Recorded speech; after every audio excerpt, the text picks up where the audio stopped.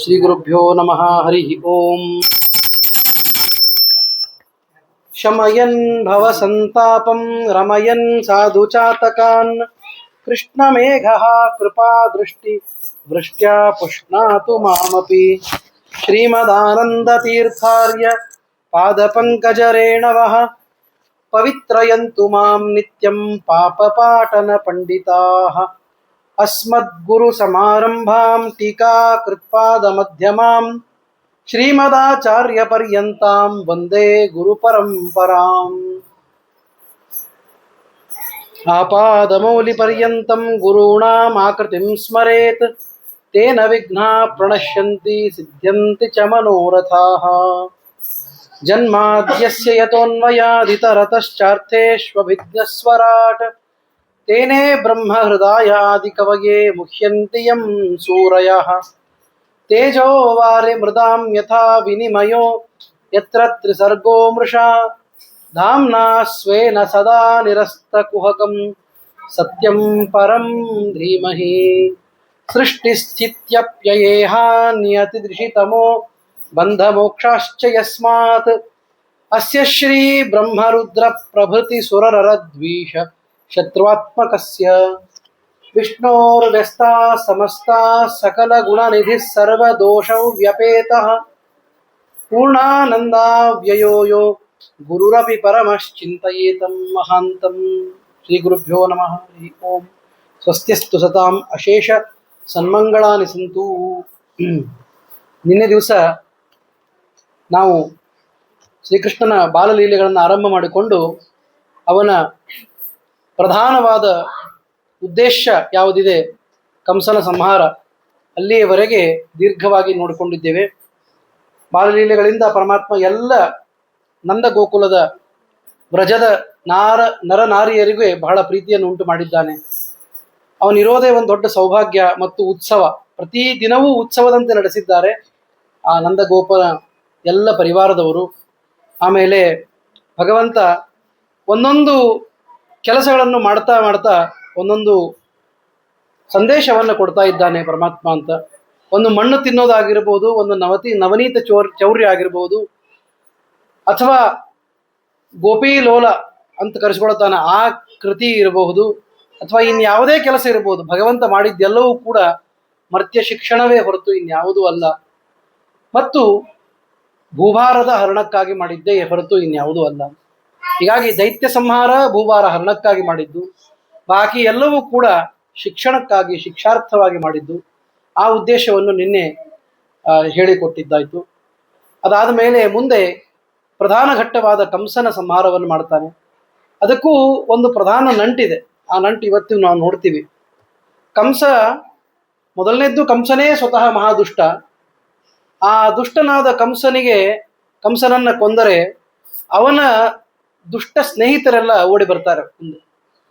ಹೀಗಾಗಿ ಮುಂದೆ ಮಾಡಬೇಕಾದ ಏನು ಪ್ರಧಾನವಾದ ಭೂಭಾರ ಹರಣದ ಕೆಲಸ ಇದೆ, ಅದಕ್ಕೆ ಎಲ್ಲ ಜನ ತಾವಾಗಿ ಬಂದು ಅಗ್ನಿಯಲ್ಲಿ ಬೀಳುವ ಆ ಹುಳುಗಳಂತೆ ಅವರೆಲ್ಲ ಬಂದು ಬೀಳುತ್ತಾರೆ ಅನ್ನೋ ಕಾರಣಕ್ಕಾಗಿ ಕಂಸನ ಸಂಹಾರ ಆ ದೃಷ್ಟಿಯಿಂದಲೂ ಬಹಳ ಮಹತ್ವದ ಘಟ್ಟ. ಯಾಕೆಂದ್ರೆ ಕಂಸನ ಹೆಂಡತಿಯರೇ ಜರಾಸಂಧನ ಮಕ್ಕಳು. ಹೀಗಿರೋದ್ರಿಂದ ಜರಾಸಂಧ ಆಗಿನ ಕಾಲದ ಮಹಾದುಷ್ಟರಲ್ಲಿ ದುಷ್ಟ.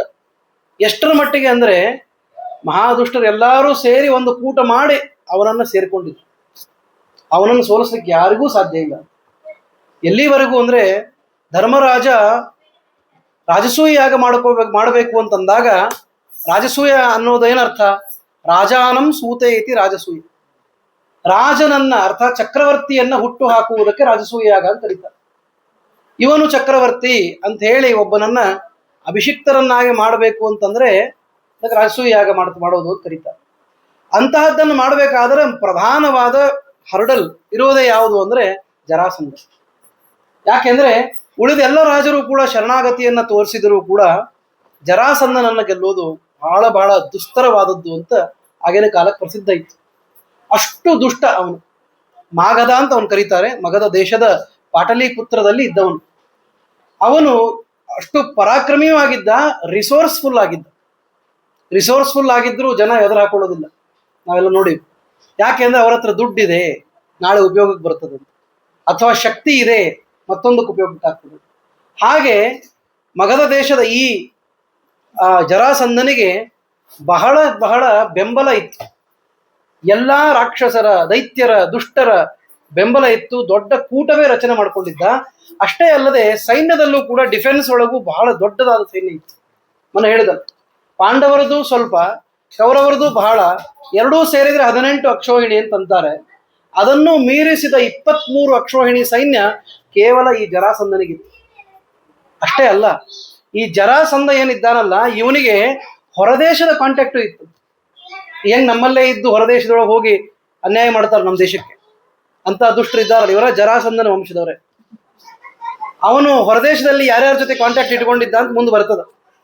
ಹಾಗೆ ಪರದೇಶದಲ್ಲಿ ಇರುವ ಅಲ್ಲೂ ಬೇಕಾದಷ್ಟು ಕೋಟಿ ಕೋಟಿ ಸೈನ್ಯವನ್ನ ಹೊಂದಿದ ಜನ ಅವನಿಗೆ ಗೊತ್ತಿದ್ರು. ಈ ಬ್ಯಾಕ್ಗ್ರೌಂಡ್ ಗೊತ್ತಿರೋರೆಲ್ಲ ಯಾರೂ ಜರಾಸಂಧನನ್ನು ಎದುರು ಹಾಕೊಳ್ತಾ ಇರಲಿಲ್ಲ. ಇಷ್ಟು ಕೆಟ್ಟದಾದ ಒಂದು ಪರಿಸ್ಥಿತಿ ಉಂಟಾಗಿತ್ತು. ಈ ಕ್ಷೋಭೆಯನ್ನ ದೂರ ಮಾಡುವುದೇ ಮುಖ್ಯವಾದ ಕರ್ತವ್ಯ ಇತ್ತು ಕೃಷ್ಣನಿಗೆ. ಅದೇ ಕಂಸವದಾರ್ಥಾಯ ಅಂದ್ರೆ ಕಂಸ ಮತ್ತು ಕಂಸೋಪಲಕ್ಷಿತವಾದ, ಅಂದ್ರೆ ಕಂಸನಿಂದ ತೋರಿಸಲ್ಪಡುವ ಇನ್ನನೇಕ ದುಷ್ಟರು ಅಂತ ಅರ್ಥ. ಅದಕ್ಕಾಗಿ ಕಂಸನ ಆ ಸಂಹಾರ ಒಂದು ಬಹಳ ಸ್ಟ್ರಾಟಜಿಕ್ ಆಗುತ್ತೆ. ಕೆಲವು ಸಲ ಹೆಂಗಿರ್ತದೆ ಅಂದ್ರೆ ದೊಡ್ಡದನ್ನು ಹೊಡೆಯಲಿಕ್ಕೆ ಸಣ್ಣದನ್ನು ಹೊಡೆದಿರ್ತಾರೆ. ಯಾಕೆಂದ್ರೆ ಇದನ್ನ ಮಾಡಿದ್ರೆ ಅದಕ್ಕೆ ದೊಡ್ಡದು ಓಪನ್ ಆಗ್ತದೆ ಅಂತ. ಆ ದೃಷ್ಟಿಯಿಂದಲೂ ಕಂಸ ಸ್ವತಃ ಸಣ್ಣವನೇನಲ್ಲ, ಜೊತೆಗೆ ಈ ಹಿಂದಿನ ಜರಾಸಂಧನ ನಂಟು ಕೂಡ ಅದಕ್ಕೆ ಕಾರಣ ಇತ್ತು. ಅದನ್ನ ಪರಮಾತ್ಮ ಬಹಳ ಸುಂದರವಾಗಿ ಮಾಡಿ ತೋರಿಸಿದ. ಕಂಸನನ್ನ ಕೊಲ್ಲೋದು ಅಂದ್ರೆ ನನಗೊಂದು ಲೀಲಾ ಅಂತ. ಯಾರನ್ನು ಕೊಲ್ಲಿಕ್ಕೂ ಭಗವಂತನ ಲೀಲಾನೆ. ಸೃಷ್ಟಿ ಸಂಹಾರ ಲೀಲಾವಿಲಾಸಾತತಂ ಪುಷ್ಟ ಷಡ್ಗುಣ್ಯ ಸದ್ವಿಗ್ರಹೋಲ್ಲಾಸಿನ. ಹೀಗಾಗಿ ಸೃಷ್ಟಿ ಮಾಡೋದು ದೇವರ ಒಂದು ಲೀಲೆ, ಹಾಗೆ ಸಂಹಾರ ಮಾಡೋದು ಕೂಡ ಒಂದು ದೇವರ ಲೀಲೆ. ಹೀಗಾಗಿ ಎಲ್ಲವೂ ಕೂಡ ಲೀಲೆ ಅಂತ ಅನ್ನೋದನ್ನು ಬಹಳ ಚೆನ್ನಾಗಿ ನಿನ್ನೆ ದಿವಸ ನಾವು ನೋಡಿದಿವಿ. ಅಲ್ಲಿ ಕಂಸನನ್ನ ಕೊಂದ ಮೇಲೆ ಆ ಅಕ್ರೂರರನ್ನ ಕಳಿಸಿಕೊಡ್ತಾರೆ ಎಲ್ಲಿ ಧೃತರಾಷ್ಟ್ರನ ಹತ್ತಿರ. ಧೃತರಾಷ್ಟ್ರ ಕಣ್ಣಿನಿಂದ ಕುರುಡಾಗಿದ್ದಾನೆ. ಅಷ್ಟೇ ಅಲ್ಲದೆ ಮಮಕಾರದಿಂದ ಕುರುಡಾಗಿದ್ದಾನೆ. ಮಮಕಾರ ಅನ್ನೋ ದೊಡ್ಡ ಕುರುಡು. ನೋಡಬೇಕಾದ್ರೆ ಎಲ್ಲಾ ಕಡೆ ತಪ್ಪು ನಡೆದಾಗ ನಾವು ಮಾತಾಡತ್ತೀವಿ, ಅದು ನಮ್ಮಲ್ಲೇ ತಪ್ಪು ನಡೆದಾಗ ನಾವು ಮಾತನಾಡೋದು. ಯಾಕೆ ಅಂದ್ರೆ ಮಮಕಾರ. ಹೀಗಾಗಿ ಪಾಂಡವರು ಸಣ್ಣ ತಪ್ಪು ಮಾಡಲಿ, ದೊಡ್ಡ ತಪ್ಪು ಮಾಡಲಿ, ಮಾಡೋರು ಅಲ್ಲ ಪಾಪ. ಆದ್ರೆ ಅದನ್ನ ನನ್ನವರು ಅಂತ ಅನ್ನದೇನೆ ಪಾಂಡವರು ಅಂತ ಒಂದು ವ್ಯವಹಾರ ಮಾಡ್ತಾರೆ. ಯಾರು? ಧೃತರಾಷ್ಟ್ರ. ಮಾಮಕ ಪಾಂಡವಾಶ್ಚೈವ ಅನ್ನುವಾಗಲೇ ಗೊತ್ತಾಗ್ಬೇಕು ನನ್ನವರು ಮತ್ತು ಪಾಂಡವರು ಏನ್ ಮಾಡಿದ್ರು ಅಂತ. ನೋಡಿದ್ರೆ ತಂದೆ ಇಲ್ಲದ ಅನಾಥ ಮಕ್ಕಳು. ತಂದೆ ಇವನ ತಮ್ಮನೇ, ಇವನು ಪಟ್ಟಕ್ಕಾಗಿ ಬರಬೇಕಾಗಿತ್ತು, ಆದ್ರೆ ಇವನಿಗೆ ಕಣ್ಣಿಲ್ಲ ಅಂತ ಹೇಳಿ ಅವನು ಪಾಂಡುರೋಗಿ ಆಗಿದ್ರು ಅವನನ್ನು ಪಟ್ಟಕ್ಕೆ ಕೂಡಿಸಿದ್ರು. ಆ ಸಿಟ್ಟು ಎಷ್ಟರ ಮಟ್ಟಿಗಿತ್ತು ಅಂದ್ರೆ ಧರ್ಮಕ್ಷೇತ್ರೇ ಕುರುಕ್ಷೇತ್ರೇ ಸಮವೇತ ಯುಯುತ್ಸವ ಮಾಮಕ ಪಾಂಡವಾಶ್ಚೈವ ಅಂತಂದ. ನಮ್ಮ ಹುಡುಗರು ಮತ್ತು ಪಾಂಡವರು ಏನ್ ಮಾಡಿದ್ರಪ್ಪ ಸಂಜಯ ಅಂತ ಕೇಳಿದ. ಅಲ್ಲೇ ಗೊತ್ತಾಗ್ತದೆ ಅವನ ಮಮಕಾರ ಯಾವ ಮಟ್ಟದಿದ್ದ. ನಮ್ಮ ಹುಡುಗರು ಅಂತಾರೆ ಮಹಾ ದುಷ್ಟತನ, ಇವನನ್ನೇ ಎತ್ತಿ ಪಕ್ಕಕ್ಕೆ ಕೂರಿಸಿದ್ದ ಅವನು. ಯಾರು? ದುರ್ಯೋಧನ. ಯಾವುದ್ರೊಳಗೂ ಮಾತು ಕೇಳ್ತಿದ್ದಿಲ್ಲ. ಆದರೆ ಮಕ್ಕಳು ಮಾಡಿದ್ದು ಅಂತ ಹೇಳಿ ನಾವು ಹೇಗೆ ಮುಚ್ಚಿಡುತ್ತೀವಿ ನೋಡಿ.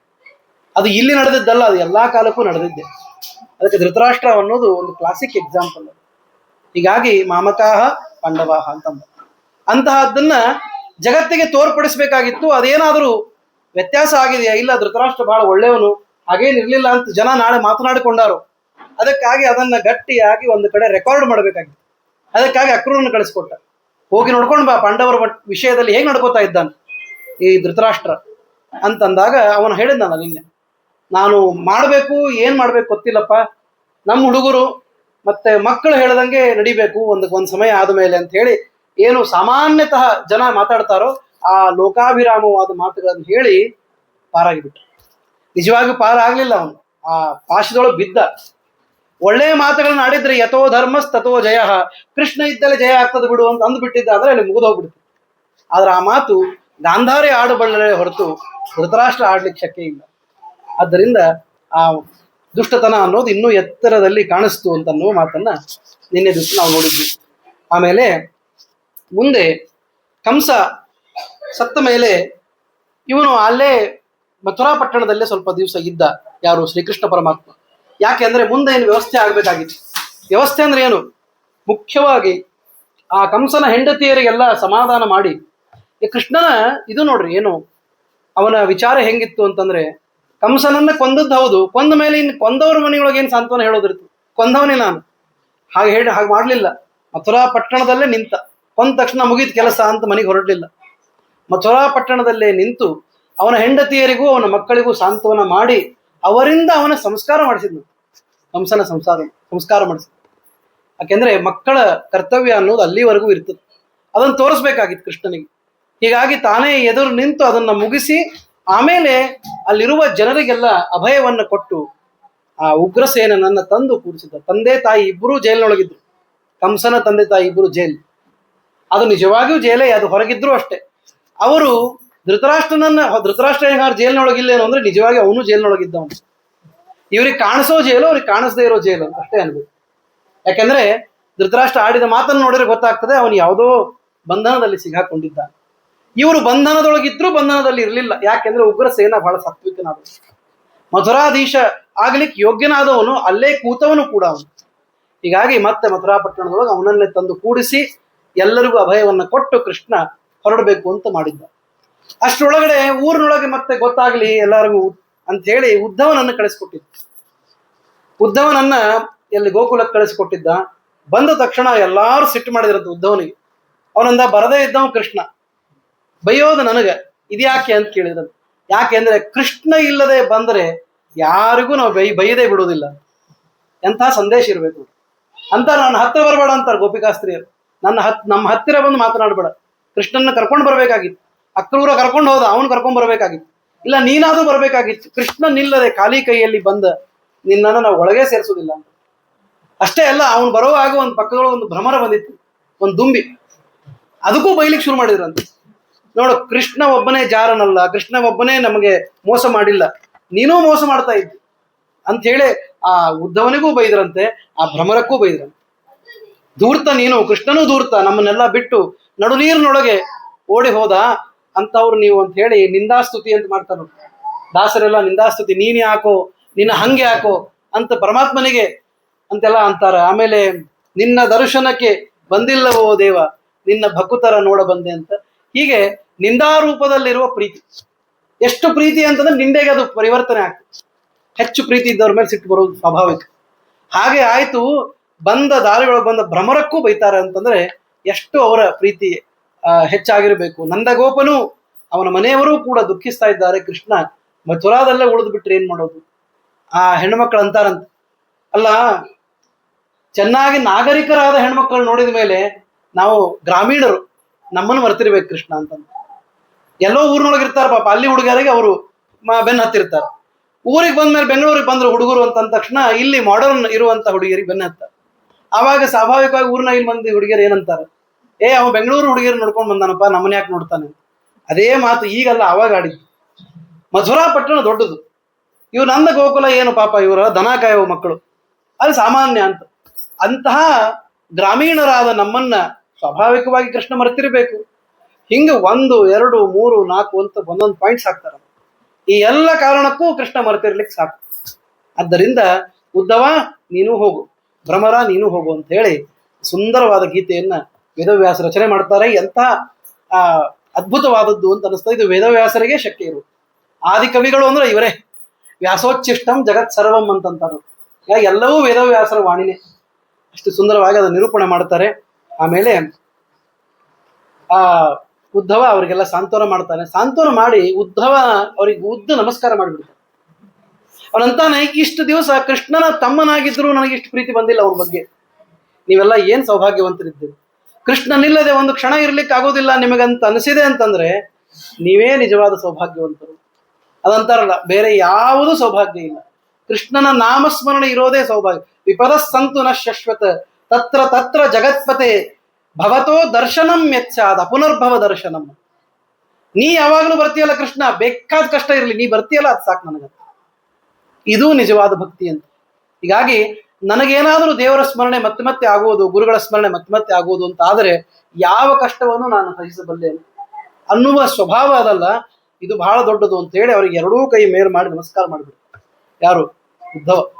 ಅಂತಾನೆ ಇಂತಹ ಪುಣ್ಯವಂತರು ನೀವೆಲ್ಲ ಅಂತ. ಯಾಕಂದ್ರೆ ಅವರೆಲ್ಲ ದೇವತೆಗಳೇ ಇದ್ದಾರೆ. ಮಾನುಷ ಸ್ತರದಲ್ಲಿ ನೋಡಿದ್ರೂ ಕೂಡ ಇದು ಬಹಳ ದೊಡ್ಡದೆ. ಇಷ್ಟು ಪ್ರೇಮ ಒಬ್ಬರ ಮೇಲೆ ಯಾರು ಮಾಡ್ಲಿಕ್ಕೆ ಶಕ್ಯ? ಹೀಗಾಗಿ ಅಚಾಲ್ಯಮಾನವಾದ ಭಕ್ತಿ ಅನ್ನೋ ಶಬ್ದಕ್ಕೆ ಅರ್ಥನೇ ಬರೀತಾರೆ. ನಿರವಧಿಕ ಅನಂತ ಅನವದ್ಯ ಕಲ್ಯಾಣ ಗುಣತ್ವ ಜ್ಞಾನಪೂರ್ವಕ ಸ್ವಾತ್ಮಾತ್ಮೀಯ ಸಮಸ್ತ ವಸ್ತುಭ್ಯೋ ಅನೇಕ ಗುಣಾಧಿಕ ಅಂತರಾಯ ಸಹಸ್ರೇಣಾಪಿ ಅಪ್ರತಿಬದ್ಧ ನಿರಂತರ ಪ್ರೇಮ ಪ್ರವಾಹ ಭಕ್ತಿ ಅಂತ ಬರೀತಾರೆ. ಟೀಕಾಕೃತ್ಪಾದರು ಶ್ರೀಮನ್ ನ್ಯಾಯ ಸುಧಾದೊಳಗೆ ಈ ಭಕ್ತಿ ಶಬ್ದಕ್ಕೆ ಇಷ್ಟು ಡೆಫಿನಿಷನ್, ಒಂದು ಭಕ್ತಿಗೆ ಇಷ್ಟು ದೊಡ್ಡ ಉತ್ತರ. ಇದೇನು ಅಂತಂದ್ರೆ ಅದು ಆಚಾರ್ಯರು ಹೇಳಿದ ಮಹಾತ್ಮ್ಯ ಜ್ಞಾನ ಪೂರ್ವಸ್ತು ಸುದೃಢ ಸರ್ವತೋಧಿಕ ಸ್ನೇಹೋ ಭಕ್ತಿ ರೀತಿ ಪ್ರೋಕ್ತ ತಯಾ ಮುಕ್ತಿರ್ನ ಚಾನ್ಯಥ ಅನ್ನುವ ಮಾತನ್ನೇ ಟೀಕಾರಾಯರು ದೊಡ್ಡದಾಗಿ ವಿಸ್ತಾರ ಮಾಡ್ತಾರೆ. ಅಲ್ಲಿ ಹೇಳುವಾಗ ಅಂತಾರೆ ನಿರವಧಿಕ. ನಿರವಧಿಕ ಅಂದ್ರೆ ಎಂತ ಭಕ್ತಿ ಅದು? ಅದಕ್ಕೆ ಅವಧಿ ಇರಬಾರ್ದು, ಪೀರಿಯಡ್ ಇಲ್ಲ. ನೋಡ್ರಿ, ಇಷ್ಟೊತ್ತು ಅವನಿದ್ದ, ಇನ್ನೊಂದು ವರ್ಷದಾಗ ಮರ್ತು ಬಿಡ್ತಾರಂತ. ಹಂಗಲ್ಲ, ನಿರವಧಿಕ, ಪರ್ಮನೆಂಟ್ ಅದು ಅದು ಅದು ಭಕ್ತಿ. ಆಮೇಲೆ ಅನಂತ ಅನವದ್ಯ ಕಲ್ಯಾಣ ಗುಣತ್ವ ಜ್ಞಾನಪೂರ್ವಕ, ಅದು ಅನವದ್ಯ ಅರ್ಥಾತ್ ಯಾವುದರಿಂದಲೂ ಅದ್ರ ಶೇಕ್ ಆಗ್ಬಾರ್ದಂತ. ಕಲ್ಯಾಣ ಗುಣಗಳನ್ನು ಯಾವಾಗಲೂ ಚಿಂತನೆ ಮಾಡ್ತಾ ಇರಬೇಕು. ಆ ಮಾತಿನೊಳಗೆ ಅವೆಲ್ಲ ಬಂದ್ಬಿಟ್ಟು. ಆಮೇಲೆ ಸ್ವಾತ್ಮಾತ್ಮೀಯ ಅನೇಕ ವಸ್ತುಭ್ಯೋ ಅನೇಕ ಗುಣಾಧಿಕ, ತನಗೆ ಆತ್ಮೀಯವಾದ ಅನೇಕ ವಸ್ತುಗಳಿಗೆ ಹೋಲಿಸಿದರೆ ಎಲ್ಲದಕ್ಕಿಂತ ಮೇಲೆ ನಿಂದಿರ್ಬೇಕಂತ. ನನಗೆ ಇಷ್ಟವಾದ ಪದಾರ್ಥಗಳು 1 2 3 4 ಅಂತ ಬರೆದ್ರೆ 1ಕ್ಕಿಂತ ಮೊದಲು ಮೇಲೆ ಬರುವಂತದ್ದು ಯಾವ್ದಿರ್ಬೇಕು? ಶ್ರೀಕೃಷ್ಣ ಪರಮಾತ್ಮ. ಅದಕ್ಕೆ ಭಕ್ತಿ ಅಂತ. ಆಮೇಲೆ ಅಂತರಾಯ ಸಹಸ್ರೇಣ ಅಪಿ ಅಪ್ರತಿಬದ್ಧ, ಇದು ನಮಗೆಲ್ಲ ಬಹಳ ಮಹತ್ವ. ಅಂತರಾಯ ಸಹಸ್ರ, ಅಂತರಾಯ ಅಂದ್ರೆ ವಿಘ್ನ, ವಿಘ್ನ ಅಥವಾ ಕಷ್ಟ, ಇನ್ನೇನೋ ದುಃಖ ದುಮ್ಮಾನಗಳು ಬಂದಾಗಲೂ ಕೂಡ ಅಪ್ರತಿಬದ್ಧ. ಅಪ್ರತಿಬದ್ಧ ಅಂದ್ರೆ ಏನೂ ವ್ಯತ್ಯಾಸ ಆಗದೇ ಇರೋದು. ಡ್ಯಾಮ್ ಕಟ್ಟಿದ್ರು ಡ್ಯಾಮ್ ಕಿತ್ಕೊಂಡು ಹೋಗ್ಬೇಕು ಅಂತ ರಭಸ ಇರ್ಬೇಕು ನೀರಿಗೆ, ಅದಕ್ಕೆ ನಿಜವಾದ ರಭಸ ಅಂತ ಕರೀತಾರೆ ನೋಡ್ರಿ. ಹಾಗೆ ಭಕ್ತಿಯ ರಭಸ ಹೆಂಗಿರ್ಬೇಕು ಅಂದ್ರೆ ನಥಿಂಗ್ ಕ್ಯಾನ್ ಡ್ಯಾಮ್ ಇಟ್. ಸುಮ್ಮನೆ ಪ್ರಯೋಗ ಮಾಡುದು. ಡ್ಯಾಮ್ ಕಟ್ಟಿದಂತೆ ಯಾವುದೂ ನಮ್ಮನ್ನು ತಡೆ ನಿಲ್ಲಿಸಬಾರದು, ಅಪ್ರತಿಬದ್ಧವಾಗಿರ್ಬೇಕು. ಅದು ಅದೊಂದು. ಆಮೇಲೆ ನಿರಂತರ ಪ್ರೇಮ ಪ್ರವಾಹ, ಇದೆಲ್ಲ ಆದರೆ ಯಾವಾಗಲೂ ಇಲ್ಲ ಅಂತೂ ಇರಬಾರ್ದು, ಇದು ಯಾವಾಗಲೂ ಇರಬೇಕು. ಇಷ್ಟು ಎಲಿಮೆಂಟ್ಸ್ ಇತ್ತಂದ್ರೆ ಅದಕ್ಕೆ ಏನಂತ ಕರೀತಾರೆ? ಭಕ್ತಿ ಅಂತ ಕರೀತಾರೆ. ನಮ್ಮ ಹತ್ರ ಒಂದಿದ್ರೆ ಇನ್ನೊಂದಿಲ್ಲ ಅಂತ. ಆದ್ದರಿಂದ ಇದನ್ನ ಬಹಳ ಗಮನವಿಟ್ಟು ಕೇಳಬೇಕು. ಇದನ್ನ ಮಾಡಿ ತೋರಿಸಿದ್ರು ಗೋಪಿಕಾಸ್ತ್ರೀಯರು. ಬೇಕಾದ್ರೆ ನೋಡ್ರಿ, ಗೋಪಿಕಾಸ್ತ್ರೀಯರಲ್ಲಿ ಇವೆಲ್ಲ ಅನ್ವಿತವಾಗ್ತದೆ. ಎದಕ್ಕಂತ ಇನ್ನೊಂದು ನಿರ್ವ್ಯಾಜವಾದದ್ದು. ನಿರ್ವ್ಯಾಜ ಅಂತಂದ್ರೆ ಯಾವ ಕಾರಣಕ್ಕೂ ಮಾಡದೇ ಇರೋ ಭಕ್ತಿ. ಯಾಕೆ ಮಾಡ್ತೀರಿ ಇದೆಲ್ಲ ಪೂಜಾನೆ ದೇವರಿಗೆ ಅಂದ್ರೆ ಮಾಡಬೇಕು ಅಂತ ನನಗೆ ಅನಿಸ್ತದೆ, ಮಾಡ್ತೀನಿ, ಭಗವಂತನ ಪ್ರೀತಿಗಾಗಿ ಮಾಡ್ತೀನಿ ಅಂತ. ಅದು ನಿರ್ವ್ಯಾಜವಾದ ಪ್ರೀತಿ, ನಿರ್ವ್ಯಾಜವಾದ ಭಕ್ತಿ ಅಂತ ಕರೀತಾರೆ. ಹೀಗೆ ಇದ್ದದ್ದನ್ನು ನೋಡಿ ಎಂಥ ಸಂತೋಷಪಟ್ಟ ಈ ಉದ್ಧವ ಅಂತ ಹೇಳಿ ಆ ಪ್ರಸಂಗವನ್ನ ಮುಗಿಸ್ತಾರೆ. ಆಮೇಲೆ ಕೃಷ್ಣನ ಉಪನಯನದ ವಿಚಾರವನ್ನು ವಸುದೇವ ಮಾಡ್ತಾನೆ. ವಸುದೇವ ದೇವಕಿಯರನ್ನು ಭೇಟಿ ಆಗ್ತಾನಲ್ಲಿ, ಎಲ್ಲಿ? ಮಥುರಾ ಪಟ್ಟಣದವರು ಭೇಟಿಯಾಗಿ ಆಮೇಲೆ ವಸುದೇವ ಅಂತಾನೆ, ನೋಡಪ್ಪ ನಿನಗೆ ಸಣ್ಣವನಿದ್ದಾಗ ನಾನು ಏನೂ ನಿನ್ನ ಲೀಲೆಯಲ್ಲಿ ನೋಡ್ಲಿಲ್ಲ, ಮುಂಜಾನೆ ಮಾಡಬೇಕು ಅಂತ ಅನ್ಕೊಂಡು ಮಾಡಿ ಆ ಅವಂತಿಪುರದ ಸಂದೀಪನಿ ಋಷಿಗಳ ಮನೆಗೆ ಕಳಿಸಿಕೊಡ್ತಾರೆ. ಉಪನಯನ ಮಾಡಿದ್ಮೇಲೆ, ಉಪನಯನ ಶಬ್ದಕ್ಕೆ ಅರ್ಥನೇ ಹತ್ತಿರ ಒಯ್ಯೋದು ಅಂತ ಅರ್ಥ. ನಮ್ಮಲ್ಲಿ ನಾವೆಲ್ಲ ಮಾಡ್ತೀವಲ್ಲ, ಅದು ಉಪನಯನ ಅಲ್ಲ, ಅದು ಬ್ರಹ್ಮೋಪದೇಶ ಮಾತ್ರ. ಯಾಕಂದ್ರೆ ಗಾಯತ್ರಿ ಮಂತ್ರ ಉಪದೇಶ ಮಾಡ್ತೀವಿ, ಉಪನಯನ ಆಗೋದಿಲ್ಲ. ಮನೆ ಕರ್ಕೊಂಡ್ ಬಂದ್ಬಿಡ್ತೀವಿ, ಹುಡುಗರು ಮನೆ ಕರ್ಕೊಂಡ್ ಬರೋಂಗಿಲ್ಲ. ಉಪನಯನ ಮಾಡಿ ಗುರುಗಳ ಹತ್ರ ಬಿಟ್ಟು ಬಿಡೋದು. ಸಮಿತ್ ಪಾಣಿ ಶ್ರೋತ್ರಿಯಂ ಬ್ರಹ್ಮನಿಷ್ಠಂ, ಕೈಯೊಳಗೆ ಸಮಿತ್ ಹಿಡ್ಕೊಂಡು ಗುರುಗಳಿಗೆ ಎತ್ತೇ ಅಗ್ನೇ ತೇಜಸ್ತೆ ನಾಹಂ ತೇಜಸ್ವಿ ಭೂಯಾಸಂ, ಎತ್ತೇ ಅಗ್ನೇ ವರ್ಚಸ್ತೆ ನಾಹಂ ವರ್ಚಸ್ವಿ ಭೂಯಾಸಂ, ಎತ್ತೇ ಅಗ್ನೇ ಹರಸ್ತೆ ನಾಹಂ ಹರಸ್ವಿ ಭೂಯಾಸಂ ಅಂತ ಅಗ್ನಿಯ ದೇವರ ಮುಂದೆ ನಿತ್ಯದಲ್ಲಿ ಪ್ರಾರ್ಥನೆ ಮಾಡ್ತಾ ಗುರುಗಳ ಹತ್ರ ಉಪಸತ್ತಿ ಮಾಡಬೇಕು. ಇದಕ್ಕೇನಂತ ಕರೀತಾರೆ? ಉಪನಯನ ಅಂತ ಕರೀತಾರೆ. ಈ ಮಂತ್ರನೇ ಬರುವುದಿಲ್ಲ ಹುಡುಗರಿಗೆ.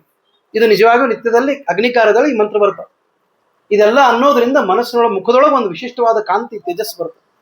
ಅದು ಎಂತಹ ತೇಜಸ್ಸು ಅಂದ್ರೆ, ಉದಾಹರಣೆ ಬೇಕಾ ನಿಮಗೆ? ಶೃಂಗಿ ಬಾಲಕನನ್ನು ನೋಡಿ. ಸಣ್ಣ ಹುಡುಗ, 8 ವರ್ಷನೂ ಆಗಿಲ್ಲ, ದೊಡ್ಡ ಚಕ್ರವರ್ತಿಯಾದ ಪರೀಕ್ಷಿತ್ ರಾಜನಿಗೆ ಅಂತಾನೆ, ಇವತ್ತಿನಿಂದ 7ನೇ ದಿವಸಕ್ಕೆ ತಕ್ಷಕ ಕಚ್ಚಿ ಸಾಯ್ಬೇಕು ಅಂತ. ಅದು ಹಂಗೆ ನಡೀತದೆ, ಯಾರೂ ತಪ್ಪಿಸೋದಿಲ್ಲ ಅದು. ಯಾಕೆ? ಅದಕ್ಕೆ ಕಾರಣ ಅವನಲ್ಲಿದ್ದ ಆ ಬ್ರಹ್ಮ ತೇಜಸ್ಸು. ಆ ಬ್ರಹ್ಮ ತೇಜಸ್ಸನ್ನ ಪಡಿಲಿಕ್ಕೆ ಉಪನಯನ ಕಾರಣ, ಇನ್ಯಾವುದೂ ಸಾಧ್ಯ ಇಲ್ಲ. ಹೀಗಾಗಿ ಸಂಸ್ಕಾರಗಳಲ್ಲಿ ಅತ್ಯುತ್ತಮ ಸಂಸ್ಕಾರ ಅಂತಿದ್ರೆ ದ್ವಿಜರಿಗೆ ಅದು ಉಪನಯನ ಸಂಸ್ಕಾರ. ಅದಕ್ಕೆ ಅದನ್ನ ಫೋಟೋಗ್ರಾಫ್ ತೆಗೆದು ಹಾಳು ಮಾಡಬಾರ್ದು, ಶುದ್ಧವಾಗಿ ನಡೆಸ್ಬೇಕು. ಅದರೊಳಗೆ ಇನ್ಯಾವ ಇಂಟರ್ವೆನ್ಷನ್ ಇಲ್ಲ. ಯಾಕೆಂದ್ರೆ ಆ ಹುಡುಗನ, ಆ ವಟುವಿನ ಉದ್ಧಾರಕ್ಕೆ ಆ ಉಪನಯನ ಕಾರಣ ಆಗ್ತದೆ. ಅಷ್ಟೇ ಅಲ್ಲ, ಅವನಿಗೆ ದ್ವಿಜತ್ವ ಬರೋದೇ ಉಪನಯನ ಆದ್ಮೇಲೆ. ಅದು 2 ಸಲ ಹುಟ್ಟುವವನಿಗೆ ದ್ವಿಜ ಅಂತ ಕರೀತಾರೆ ನೋಡಿ. ಮೊದಲನೇ ಸಲ ಹುಟ್ಟಿದಾಗ ಅವನು ಹೇಳ್ತಾರೆ, ಸಂಸ್ಕಾರ ದ್ವಿಜ ಉಚ್ಯತೆ ಜನ್ಮನಾ ಜಾಯತೆ ಶೂದ್ರ. ಮೊದಲನೇ ಸಲ ಹುಟ್ಟಿದಾಗ 7 ವರ್ಷ ಅವನಿಗೆ ಶೂದ್ರತ್ವನೇ ಇರೋದು. ನಾವೆಲ್ಲ ಮುದ್ದು ಮಾಡ್ತೀವಿ, ಕೃಷ್ಣ ಅಂತೀವಿ, ಮತ್ತೊಂದು ಅಂತೀವಿ. ಆದರೆ ಸಂಸ್ಕಾರ ಅಂತ ಆದ ಮೇಲೆ ಆವಾಗ ಮಾತ್ರ ಅವನು ದ್ವಿಜ ಅಂತ ಆಗ್ತಾನೆ. ಇದನ್ನ ತೋರಿಸ್ಬೇಕಾಗಿತ್ತು ಕೃಷ್ಣನಿಗೆ. ಅವನು ಮಾಡ್ಕೊಂಡ ಉಪನಯನ ಮಾಡಿಕೊಂಡು ಅವನು ಮಥುರಾ ಪಟ್ಟಣಕ್ಕೂ ಬರಲಿಲ್ಲ, ಮತ್ತಿದಕ್ಕೂ ಹೋಗ್ಲಿಲ್ಲ, ಸೀದಾ ಸಾಂದೀಪನಿ ಋಷಿಗಳ ಹತ್ರ ಹೋದ. ಆದ್ರೆ ಇನ್ನೇನು ಅವನು ಸ್ವಲ್ಪ ದಿವಸ ಹೋದ ಅಷ್ಟೇ. ನಮ್ಮನ್ನ ನಾವು 12 ವರ್ಷ ಕಳಿಸ್ಬೇಕಾಗ್ತದೆ. ಅವನು 64 ದಿನ ಕರೆಕ್ಟಾಗಿ 2 ತಿಂಗಳು ಹೋಗಿ ಬಂದ್ಬಿಟ್ಟು. ಯಾಕೆ 64 ದಿನ ಅಂತಂದ್ರೆ ಗುರುಗಳಿಗಾದ್ರೂ ಸಮಯ ಬೇಕಲ್ಲ ಪಾಠ ಹೇಳಲಿಕ್ಕೆ. ಅದಕ್ಕೆ ಹೇಳಿದ್ರು ಲಿಮಿಟೇಷನ್ ಆಫ್ ಸ್ಟೂಡೆಂಟ್ ಅಲ್ಲ, ಲಿಮಿಟೇಷನ್ ಆಫ್ ದಿ ಟೀಚರ್ ಅಂತ. ಟೀಚರಿಗೆ 64 ದಿನ ಬೇಕ್ರಿ, ಅದಕ್ಕೆ 64 ದಿನ ಅನಿವಾರ್ಯವಾಗಿ ತಗೋಬೇಕಾಗ್ತದೆ. ಇವನೇನು ಒಂದಿಂದ ಕಲ್ತು ಬಿಡ್ತಿದ್ದ. ಹಾಗಾಗಿ 64 ಚತುಷ್ಷಷ್ಟಿ ಕಲಾ ಅಂತ ಕರೀತಾರೆ.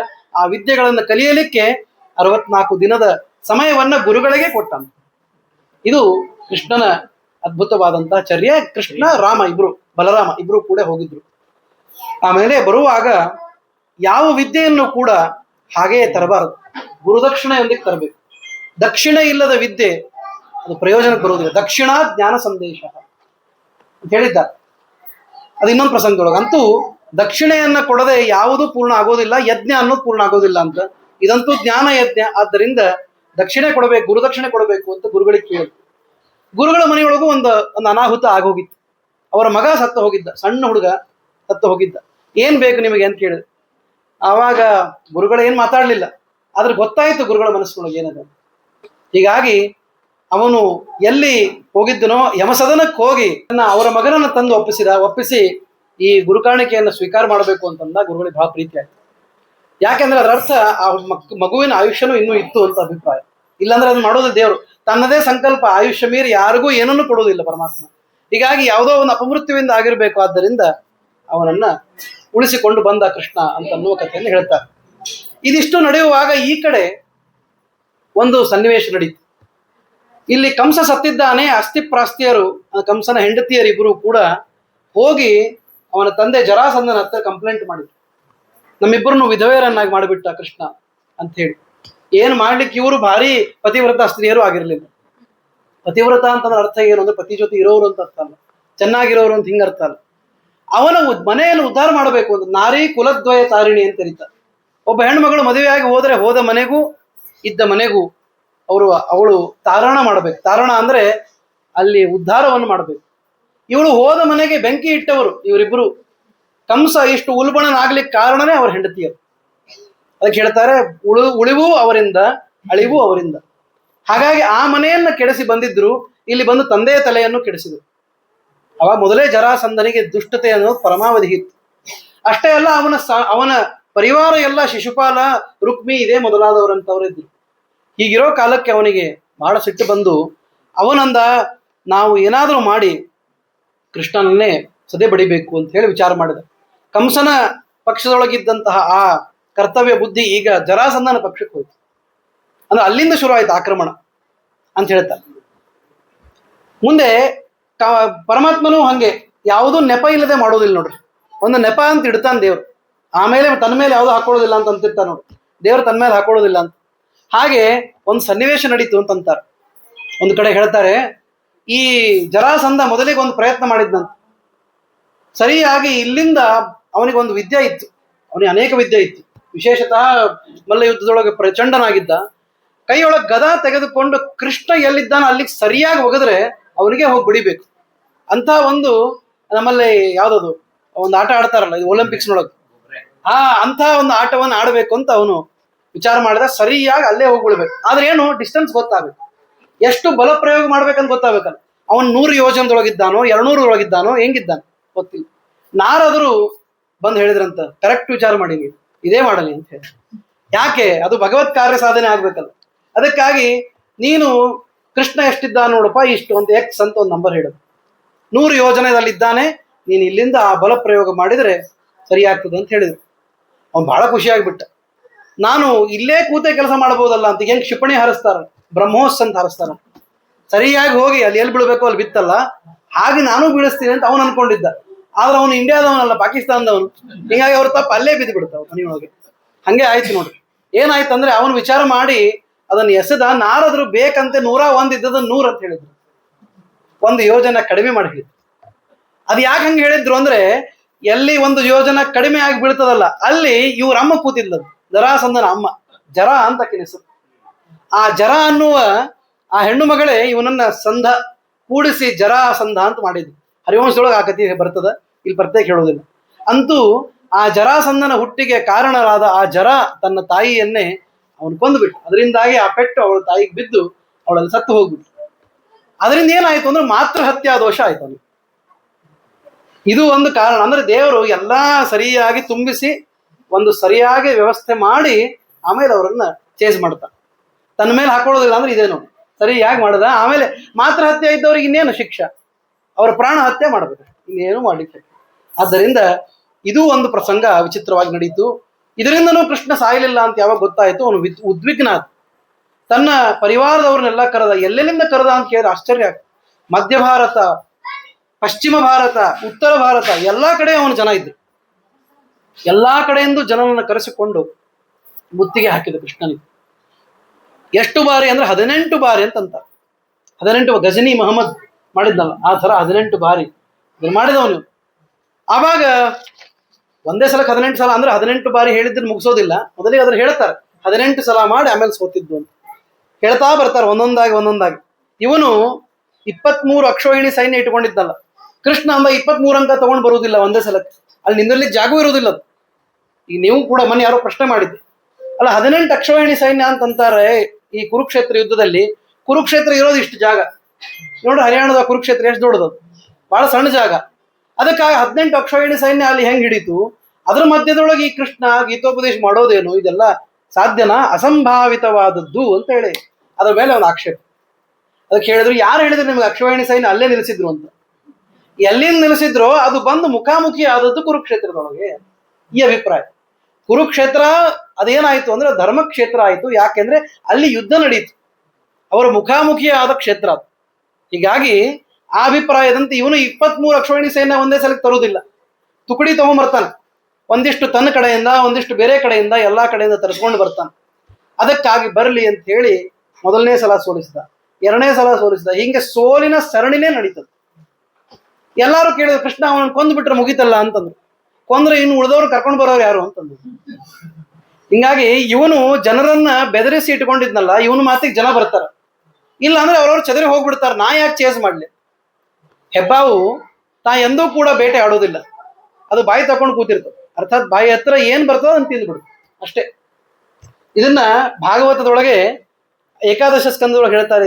ಅಜಗರದಿಂದ ಕಲಿಬೇಕಾದ ಪಾಠ ಏನು ಅಂದ್ರೆ, ಅದು ತಾನಾಗೆ ಏನನ್ನು ಅರಸಿಕೊಂಡು ಹೋಗೋದಿಲ್ಲ, ಎದೃಚ್ಛಾ ಲಬ್ಧವಾದದ್ದನ್ನು ತಿಂತದಂತ, ಬಾಯಿ ಹತ್ರ ಬಂದದ್ದನ್ನು ತಿಂತ.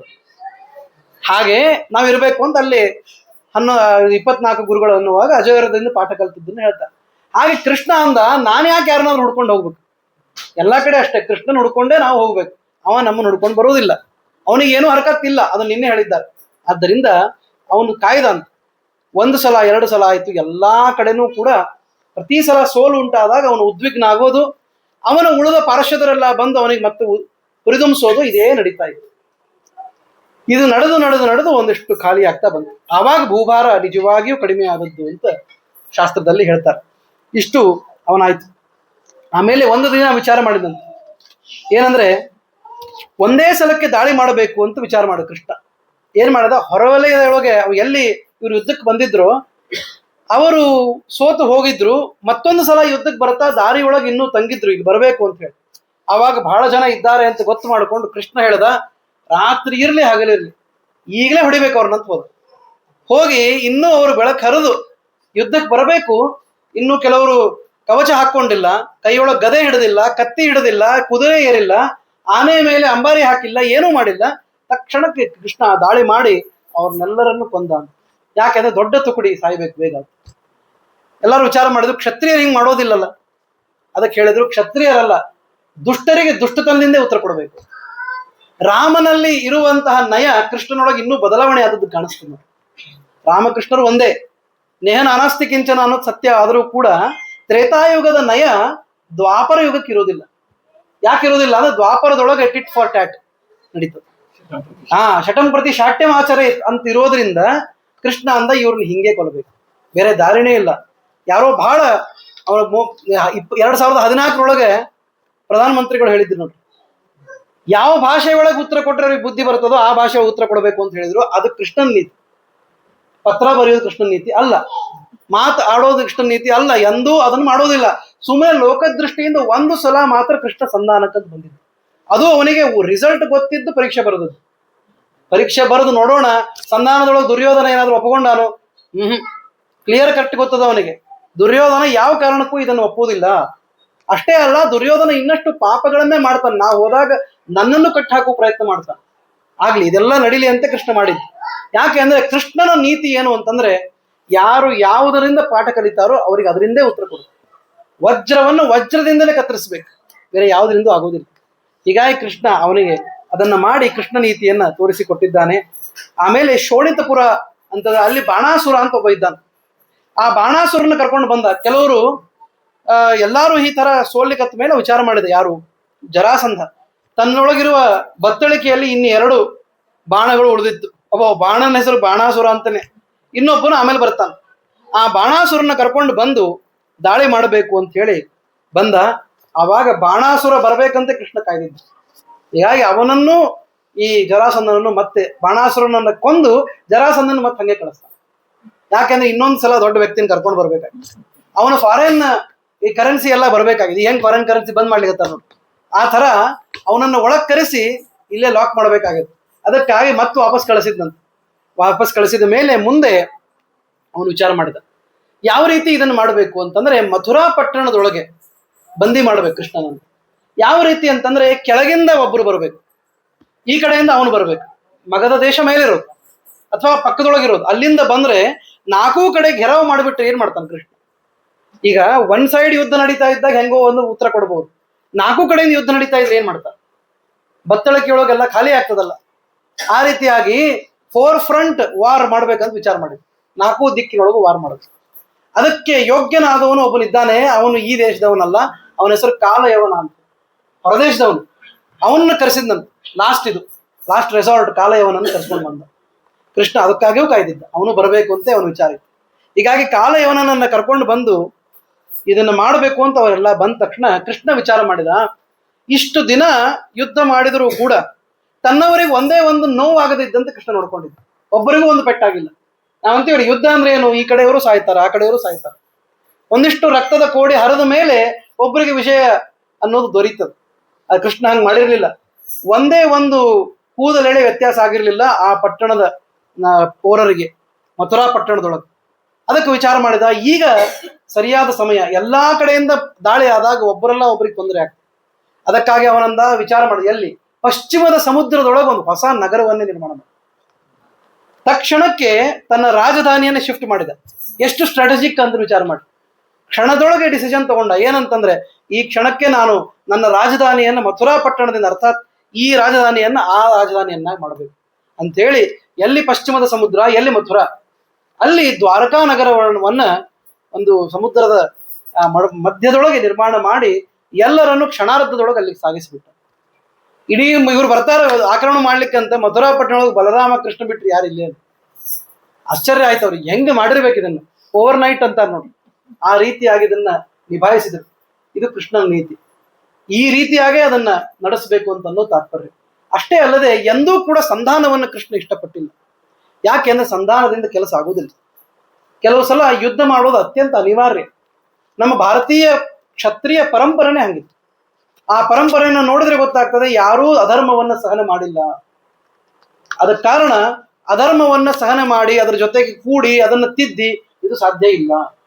ನಮ್ಮ ಭಾರತಕ್ಕೆ ಸ್ವಾತಂತ್ರ್ಯ ಬಂದದ ಅನ್ನೋದು ಕೂಡ ಯಾರಾದರೂ ಅಹಿಂಸೆಯಿಂದ ಬಂದಿದೆ ಅಂತಂದ್ರೆ ಅದು ಅಪರಾಧವೇ, ಮತ್ತೇನೂ ಅಲ್ಲ. ಎಲ್ಲರೂ ತಮ್ಮ ತಮ್ಮ ಪ್ರಾಣಗಳನ್ನು ಇಟ್ಟು ಕಷ್ಟಪಟ್ಟಿದ್ದಕ್ಕೆ ಅದಾಗಿದ್ದು. ಆದ್ದರಿಂದ ಆಗಿದ್ದು ಅನಾಯಾಸವಾಗಿ ಅದು ಸೇರ್ಕೊಳ್ತು ಅಂತ ಹೇಳಿ ಒಂದ್ರ ಹೆಸರು ಬಂತು ಹೊರತು, ನಿಜವಾಗಿಯೂ ಮಾಡಿದ್ಯಾರು ಅಂದ್ರೆ ಕ್ಷತ್ರಿಯರೇ ಮಾಡಿದ್ದ ಕೆಲಸ. ನಿಜವಾಗಿಯೂ ಯಾರು ತಮ್ಮ ಪ್ರಾಣ ಬಲಿದಾನವನ್ನು ಮಾಡಿದ್ರೋ ಅವರೇ ಅದಕ್ಕೆ ಕಾರಣ. ಇದನ್ನ ಕೃಷ್ಣ ಆವಾಗಲೇ ಮಾಡಿ ತೋರಿಸಿದ್ದ. ಎಲ್ಲೂ ಕೂಡ ಮಾತುಕತೆಗೆ ಬರ್ರಿ, ಮಾತಾಡೋಣ, ಸಾಲ್ವ್ ಮಾಡ್ಕೊಳ್ಳೋಣ ಎಂದೆಂದೂ ಇಲ್ಲ. ಯಾಕೆಂದ್ರೆ ದುಷ್ಟರಿಗೆ ಆ ಮಾತು ಹಿಡಿಸೋದಿಲ್ಲ. ಕೆಲವರಿಗೆ ಸಾಮ, ಕೆಲವರಿಗೆ ದಾನ, ಕೆಲವರಿಗೆ ಭೇದ, ಇನ್ ಕೆಲವರಿಗೆ ದಂಡ ಅಂತ. ಇವರೆಲ್ಲ ದಂಡಕ್ಕೆ ಬಂದವರು. ಇರೋದು ದಂಡ, ಬೇಕಾಗಿರೋದು ದಂಡನೇನೆ ಅವರಿಗೆ. ಆದ್ದರಿಂದ ಇವರಿಗೆ ಸರಿಯಾಗಿ ಉತ್ತರ ಕೊಟ್ಟ ಕೃಷ್ಣ ಅಂತ ಹೇಳ್ತಾರೆ. ಮುಂದೆ ಕಾಲಯವನ ಮತ್ತು ಕೃಷ್ಣನ ಮುಖಾಮುಖಿ ಆಗ್ತದೆ. ಎಲ್ಲರೂ ಸತ್ತ ಮೇಲೆ ಆ ಕಡೆ ಕಾಲಯವನ ನೋಡಿದ, ಅವನು ರಥದಿಂದ ಇಳಿದಿದ್ದಾನೆ. ಇಬ್ಬರೂ ಕೂಡ ಬರಿಗಾಲಲ್ಲಿ ಇದ್ದ. ಕೃಷ್ಣ ಅವನನ್ನು ನೋಡಿದ ತಕ್ಷಣ ಓಡ್ಲಿಕ್ಕೆ ಶುರು ಮಾಡ್ಬೇಕು. ಓಡ್ಲಿಕ್ಕೆ ಹತ್ತ ಮೇಲೆ ಕಾಲಯವನಿಗೆ ಭಾರಿ ಹುರುಪಾಯ್ತು. ಇಷ್ಟು ದಿವಸ ಸುದ್ದಿ ಕೇಳಿದ್ವಿ, ಎಲ್ಲೂ ಯಾರನ್ನೂ ಬಿಟ್ಟಿಲ್ಲ ಕೃಷ್ಣ ಅಂತ, ನನ್ನನ್ನು ನೋಡಿ ಓಡ್ತಾ ಇದ್ದಾನೆ ಅಂತ ಅವ್ನು ಭಾರಿ ಪ್ರೀತಿ ಆಗ್ಬಿಟ್ಟು. ಆವಾಗ ಹೇಳ್ತಾನೆ, ಜರಾಸಂಧ ನೋಡಿಲ್ಲ ಹೆಂಗ್ ನಡೆದದ ಅಂತ. ಆವಾಗ ಓಡ್ತಾ ಹೋಗಿ ಒಂದು ಗುಹೆ ಒಳಗೆ ಕರ್ಕೊಂಡು ಹೋದ. ಯಾಕೆ ಅಂದ್ರೆ ಕೃಷ್ಣನಿಗೆ ಒಬ್ರು ಬೇಕಾಗಿತ್ತು, ಒಂದು ಸ್ಕೇಪ್ ಗೋಟ್ ಅಂತಾರೆ ನೋಡಿ, ಬಲಿ ಪಶು, ಅದು ಬೇಕಾಗಿತ್ತು. ಅದಕ್ಕಾಗಿ ಕಾಲಯವನನ್ನ ಕರ್ಕೊಂಡು ಬಂದು ಅಲ್ಲಿ ನೋಡ್ತಾರೆ, ಅಲ್ಲೊಬ್ಬ ಮಲಗಿದ್ದಾನೆ, ಒಳ್ಳೆ ಕಂಬಳಿ ಹೊತ್ತುಕೊಂಡು ಒಬ್ಬ ಮಲ್ಕೊಂಡಿರ್ತಾನೆ ಗುಹೆ ಒಳಗೆ. ಅವನಂದ, ನನ್ನ ನೋಡಿ ಹೆದರೋದಲ್ಲ, ಜ್ವರ ಬಂದು ಮಲ್ಕೊಂಡ್ ನಾನು ಕೃಷ್ಣ. ಸದ್ಯ ಮತ್ತೊಬ್ಬರು ಆದ್ರೆ ಅವಾಗ ಒಂದು ಫೋಟೋ ತೆಗೆದು ಒಂದು ಇದನ್ನ ಹಾಕ್ಬಿಡ್ತಿತ್ತು, ಸ್ಟೇಟಸ್ ಹಾಕ್ಬಿಡ್ತಿತ್ತು, ನನ್ನನ್ನು ನೋಡಿ ಹೆದರಿ ಮಲಗಿದ ಕೃಷ್ಣ ಅಂತೇಳಿ.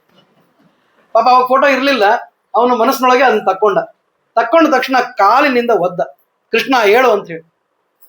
ಒದ್ದ ತಕ್ಷಣ ಒಳಗಿದ್ದ ಮಹಾನುಭಾವ ಎದ್ದು ಇವನನ್ನು ನೋಡ್ತಾನೆ, ಕೆಟ್ಟ ಗಣ್ಣಿನಿಂದ ಅವನು ಸುಟ್ಟು ಬಿದ್ದ ಕಾಲಯವನು. ಆಮೇಲೆ ಯಾರು ಅಂತ ನೋಡ್ಕೊಂಡಾಗ ಗೊತ್ತಾಯ್ತು ಅವನು ಮುಚುಕುಂದ ಅಂತ. ಮುಚುಕುಂದ ಪರಮಾತ್ಮನಿಗೆ ಬಹಳ ಪ್ರೀತಿಯಾದವನು. ಅವನು ಇಕ್ಷ್ವಾಕು ವಂಶದವನು, ಮಾಂಧಾತ ರಾಜವೆನ್ನ ಮಗ. ಎನ್ನಿ ಮಾಂಧಾತರು, ಎಲ್ಲಿ ಕೃಷ್ಣ, ಎಷ್ಟು ದೂರ, ಅರ್ಥಾತ್ ಕಾಲದೊಳಗೆ ಎಷ್ಟು ವ್ಯತ್ಯಾಸ. ಅವನು ಆ ಕಾಲದವನು ಈ ಕಾಲಕ್ಕೂ ಕೂಡ ಮಲಗಿದ್ದಾನೆ ಅಂತಂದ್ರೆ ಪಾಪ ಎಷ್ಟು ಶ್ರಮ ಆಗಿರ್ಬೇಕು. ಹೀಗಾಗಿ ಅವನು ದೇವಾಸುರರ ಯುದ್ಧ ನಡೆದಾಗ ಆಗಿನ ಕಾಲಕ್ಕೆ ಇವನು ಬಹಳ ಅನುಕೂಲ ಮಾಡಿಕೊಟ್ಟ ಅಂದ, ನೀನು ಏನಾದರೂ ಮಾಡಿ ಒಂದು ವರ ತಗೋಬೇಕು ಅಂದ್ರೆ ಕೃಷ್ಣನೇ ಇಲ್ಲ, ಪರಮಾತ್ಮನಲ್ಲಿ ಭಕ್ತಿ ಬಿಟ್ಟು ಇನ್ನೇನು ಬೇಡ ಅಂತಂದ. ಇಲ್ಲ ಒಂದು ಯಾವ್ದಾದ್ರು ಲೌಕಿಕವಾದದ್ದನ್ನು ಕೇಳಬೇಕು ಅಂದಿದ್ದಕ್ಕೆ, ಹಂಗಂತೀರಾ, ಹಂಗಂದ್ರೆ ಸ್ವಲ್ಪ ನಿದ್ದೆ ಕೊಟ್ಟು ಬಿಡ್ರಿ ನಮ್ಗೆ ಸಾಕು. ಎಷ್ಟು ದಿವಸ ನಿದ್ದೆ ಅಂದ್ರೆ ನಾನು ಎಷ್ಟು ದಿವಸ ಮಲಗಿರ್ತೀನೋ ಅಷ್ಟು ದಿವಸ ನಿದ್ದೆ. ಅಷ್ಟೇ ಅಲ್ಲ, ನಾನಾಗೆ ಹೇಳುವವರೆಗೂ ಯಾರಾದ್ರೂ ನನ್ನನ್ನು ಎಬ್ಬಿಸಿದ್ರೆ ನಾನು ನೋಡಿದ ತಕ್ಷಣ ಸುಟ್ಟು ಬೂದಿ ಆಗಬೇಕು, ಅಷ್ಟು ನಿದ್ದೆಯನ್ನ ಕಣ್ತುಂಬ ಕೊಡ್ಬೇಕು ನನಗೆ ಅಂತ ಕೇಳ್ಕೊಂಡಿದ್ದೆ. ಕೃಷ್ಣ ನೆನಪಿಟ್ಕೊಂಡಿದ್ದ ಅದನ್ನ, ಅರ್ಥಾತ್ ಅದನ್ನೂ ಈಗ ನಾನು ನಡೆಸಬೇಕು. ಸತ್ಯಂ ವಿಧಾತುಂ ಅಂತ ಅದನ್ನೇ ಅದಲ್ಲ, ದೇವರು ತನ್ನ ಭಕ್ತರ ಮಾತನ್ನು ಸತ್ಯ ಮಾಡೇ ಮಾಡೋನು. ಹೀಗಾಗಿ ಅದಕ್ಕೂ ಒಬ್ಬ ವ್ಯಕ್ತಿ ಬೇಕಾಗಿತ್ತು. ಕಾಲಯವನನ್ನು ಓಡಿಸ್ಕೊಂಡು ಬಂದು ಅವನ ಮುಂದೆ ನಿಲ್ಲಿಸಿ ಅವನ ಕಡೆಯಿಂದ ಒದಿಸಿ ಅವನನ್ನು ಸಂಹಾರ ಮಾಡಿಸಿದ. ಆಮೇಲೆ ತಾನು ಕೃಷ್ಣ ರೂಪದಿಂದ ಅವನಿಗೆ ಮೋಕ್ಷವನ್ನೇ ಕೊಟ್ಟ ಅಂತ ಹೇಳಿ ಅದಕ್ಕೆ ಮುಚುಕುಂದ ವರದ ಅಂತ ಕರೀತಾರೆ ಪರಮಾತ್ಮನನ್ನ ಅಂತ ಹೇಳಿ. ಇದು ಅಲ್ಲಿ ನಡೆದಂತ ಕಥೆ. ಅದರ ತಾತ್ಪರ್ಯವನ್ನು ವಾದರಾಜರು ಬಹಳ ಚಂದ ಹೇಳ್ತಾರೆ. ಈ ಕಥೆಯ ತಾತ್ಪರ್ಯವನ್ನು ವಾದರಾಜ ಸ್ವಾಮಿಗಳವರಂತಾರೆ, ಇದು ಸತ್ಯನೇ ಅಂತಂತ, ಹಿಂಗೆ ಆಗ್ಬೇಕು ಯಾರಿಗಾದರೂ ಕೂಡ. ಯಾಕೆ ಅಂದ್ರೆ ಬೇರೆಯವರಲ್ಲಿ ಕೃಷ್ಣನನ್ನ ಕಾಣುವುದು ಅಂತಂದ್ರೆ, ಅರ್ಥಾತ್ ಕೃಷ್ಣನೇ ಅವನು ಅಂತ ನಾವು ತಿಳ್ಕೊಂಡ್ರೆ, ಐಕ್ಯ ಚಿಂತನೆಯನ್ನು ಮಾಡಿದ್ರೆ ಹೀಗೆ ಆಗೋದು ಅಂತಂದ. ಕೃಷ್ಣನೇ ಇಲ್ಲಿ ಮಲಗಿದ್ದವನು ಅಂತ ತಿಳ್ಕೊಂಡಲ್ಲ ಇವನು, ಹಾಗೆ ಚಿಂತನೆ ಮಾಡಿದ್ದಕ್ಕೆ ಅವನಿಗೆ ಶಾಸ್ತ್ರೀಯ. ಹಾಗೆ ನಾವು ಕೂಡ ಚಿಂತನೆ ಮಾಡುವಾಗ ಇವನಲ್ಲಿ ಕೃಷ್ಣ ಇದ್ದಾನೆ ಅಂದ್ರೆ ಪರವಾಗಿಲ್ಲ, ಇವನೇ ಕೃಷ್ಣ ನಾನೇ ಕೃಷ್ಣ ಅಂತಂದ್ರೆ ಗ್ಯಾರಂಟಿ 4 ಏಟು ಹಾಕ್ತಾನೆ ಪರಮಾತ್ಮ ಅಂತ ಇದರಿಂದ ನಾವು ತಿಳಿಯಬಹುದು ಅಂತ ವಾದರಾಜರು ಬಹಳ ಸುಂದರವಾಗಿ ಅದನ್ನು ಬರೀತಾರೆ. ಹೀಗಾಗಿ ಐಕ್ಯ ಚಿಂತನೆ ಮಾಡಬಾರದು ಅಂತ ಅಭಿಪ್ರಾಯ. ಮುಚುಕುಂದನ ಅನುಗ್ರಹವನ್ನ ಬಹಳ ಚೆನ್ನಾಗಿ ಇಲ್ಲಿ ವಿವರಣೆ ಮಾಡಿದ್ದಾರೆ. ದಶಮಸ್ಕಂದ ಭಾಗವತದೊಳಗೆ ಮುಚುಕುಂದ ಎಷ್ಟು ರೀತಿಯ ಇದನ್ನ ಹೇಳ್ತಾನೆ, ಶ್ಲೋಕಗಳನ್ನು ಹೇಳಿ ಸ್ತುತಿಯನ್ನ ಮಾಡ್ತಾನೆ ಪರಮಾತ್ಮಂದು ಅಂತ ಮುಚುಕುಂದನ ಕಥೆ ಸ್ತೋತ್ರನೇ ಅದರೊಳಗೆ ಬರ್ತದೆ. ಸಮಯ ಇಲ್ಲದೆ ಇರೋದ್ರಿಂದ ಅದನ್ನ ವಿಸ್ತಾರ ಮಾಡ್ತಿಲ್ಲ, ಆದ್ರೆ ಅದು ಕೂಡ ಪಾರಾಯಣಕ್ಕೆ ಯೋಗ್ಯವಾದಂತಹ ಸ್ತೋತ್ರ. ಅಷ್ಟು ಚೆನ್ನಾಗಿ ಭಗವಂತನ ಗುಣಗಾನವನ್ನ ಅವನು ಮಾಡ್ತಾನೆ ಅಂತ ಅಭಿಪ್ರಾಯ. ಇದಾದ ಮೇಲೆ ಮುಂದೆ ಈ ಕಡೆ ರೈವತ ರಾಜ ಇದ್ದಾನಲ್ಲ, ಅವನು ತನ್ನ ಮಗಳಿಗೆ ವರ ಹುಡುಕ್ತಾ ಇರ್ತಾನೆ. ರೇವತಿ ಅಂತ ಅವನ ಹೆಸರು, ಅವಳ ಹೆಸರು. ಆ ರೇವತಿಗೆ ವರನನ್ನು ಹುಡುಕ್ಬೇಕಾದ್ರೆ ಅವನನ್ನ ಎಲ್ಲಿ ಹೆಸರು ಹಚ್ಚೋದು, ಮಠದೊಳಗೆ ಹಚ್ಚೋದ ಅಥವಾ ಆನ್ಲೈನ್ ಒಳಗೆ ಹಚ್ಚೋದ, ಎಲ್ಲಿ ಹಚ್ಚೋದು? ಮೆಟ್ರಿಮೋನಿ ಯಾವ್ದಿಲ್ಲ, ಯಾವ ತಡ ಆಗ್ತದೆ ಮತ್ತು ಮೆಟ್ರಿಮೋನಿ ಒಳಗೆ. ಮತ್ತೆ you share your interest, I will share my interest, then we will share our phone numbers, then we will speak together, sit together, ಯಾವುದು ಬೇಡ. ಯಾಕೆ ಅಂತಂದ್ರೆ ಇದನ್ನೆಲ್ಲ ಬರೆದವ್ರು ಯಾರು? ಬ್ರಹ್ಮದೇವರಲ್ಲ, ಅವ್ರನ್ನೇ ಕೇಳ್ಬಿಡೋಣ. ಈ ಡೈರೆಕ್ಟ್ ಆಕ್ಸೆಸ್ ಇದ್ದವ್ರು ಯಾಕೆ ಈ ನಡುವಿನ ದಾರಿ ಹಿಡಿತಾರೆ? ನೇರವಾಗಿ ಬ್ರಹ್ಮದೇವರ ಹತ್ರ ಹೋದ್ರೆ ಗೊತ್ತಾಗ್ಬಿಡುತ್ತೆ, ನಿಮ್ಮ ಹಣೆ ಮೇಲೆ ಇದು ಬರೆದದು, ಹೋಗು ಗೆಟ್ ಇಟ್ ಅಂತ, ಬಹಳ ಸರಳ. ಅದನ್ನೇ ಮಾಡೋಣ ಅಂತ ಹೇಳಿ ವಿಚಾರ ಮಾಡಿ ಬ್ರಹ್ಮದೇವರ ಸಭೆಗೆ ಹೋದಂತ. ರೇವತಿಯನ್ನು ಕರ್ಕೊಂಡೇ ಹೋದ. ನಮ್ಮ ಹುಡುಗಿದ್ದಾಳೆ ಇವಳು, ಇವಳಿಗೆ ಯಾರು ಗಂಡು ವರ ಹೇಳಿಬಿಡ್ರಿ.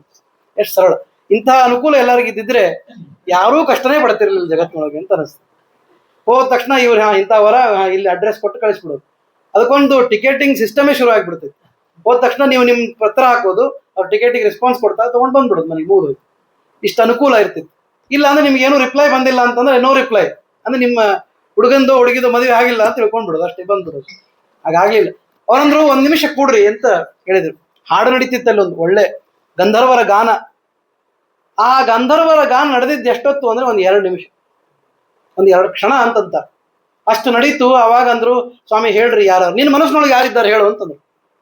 ನಮ್ಮ ಮನಸ್ಸಿನೊಳಗೆ ಇಷ್ಟಿಂತ ಜನ ಇದ್ದಾರೆ ಅಂದ ತಕ್ಷಣ ಎಲ್ಲರೂ ಜೋರಾಗಿ ನಕ್ಬಿಟ್ರು. ಇವ್ರು ಯಾರಿದ್ದಾರೆ ಇಲ್ಲಿ ಅಂತಂದ್ರೆ, ಅವರು ಅಷ್ಟೇ ಅಲ್ಲ, ಅವರೆಲ್ಲರೂ ಹೋಗಿ ಯುಗಗಳೇ ಕಳೆದು ಕಳೆದು ಕಳೆದು ಈಗ ದ್ವಾಪರ ಯುಗ ಬಂದದ್ದು ನೋಡಿ. ಯಾಕೆಂದ್ರೆ ಮೊನ್ನೆ ಹೇಳಿದ್ರಲ್ಲ, ಬ್ರಹ್ಮದೇವರ ಆ ಸತ್ಯಲೋಕದಲ್ಲಿರುವ ಒಂದು ಕ್ಷಣ ಅಂದ್ರೆ ಭೂಲೋಕದಲ್ಲಿ ಅನಂತ ಯುಗಗಳು, ಅನೇಕ ಯುಗಗಳು, ಅಷ್ಟು ಯುಗಗಳೇ ಕಳೆದು ಹೋಗ್ತಾವೆ. ಅದಕ್ಕೆ ಟೈಮ್ ಈಸ್ ಹೈಲಿ ರಿಲೇಟಿವ್ ಅಂತಂತ. ರಿಲೇಟಿವಿಟಿ ಥಿಯರಿ ಬಂದಿದ್ದೇ ಇದರಿಂದ ಇದು ನಾವು ಇನ್ಸ್ಪೈರ್ ಆಗಲಿಲ್ಲ, ದುರ್ದೈವದಿಂದ ಇನ್ಯಾರೋ ಇನ್ಸ್ಪೈರ್ ಆದ್ರ. Time is relative. ಅಷ್ಟೇ ಅಲ್ಲ, ಕಾಲ ಮತ್ತು ದೇಶ ಇವೆರಡೂ ಕೂಡ ಅತ್ಯಂತ ಅತ್ಯಂತ ರಿಲೇಟಿವ್ ಆದಂತ ವಸ್ತುಗಳು. ನಾ ಎತ್ತರದಲ್ಲಿ ಇದ್ದೇನೆ ಅಂತಂದ್ರೆ ವಿತ್ ರೆಸ್ಪೆಕ್ಟ್ ಟು ವಾಟ್ ಅಂತ ಹೇಳ್ತಾರೆ.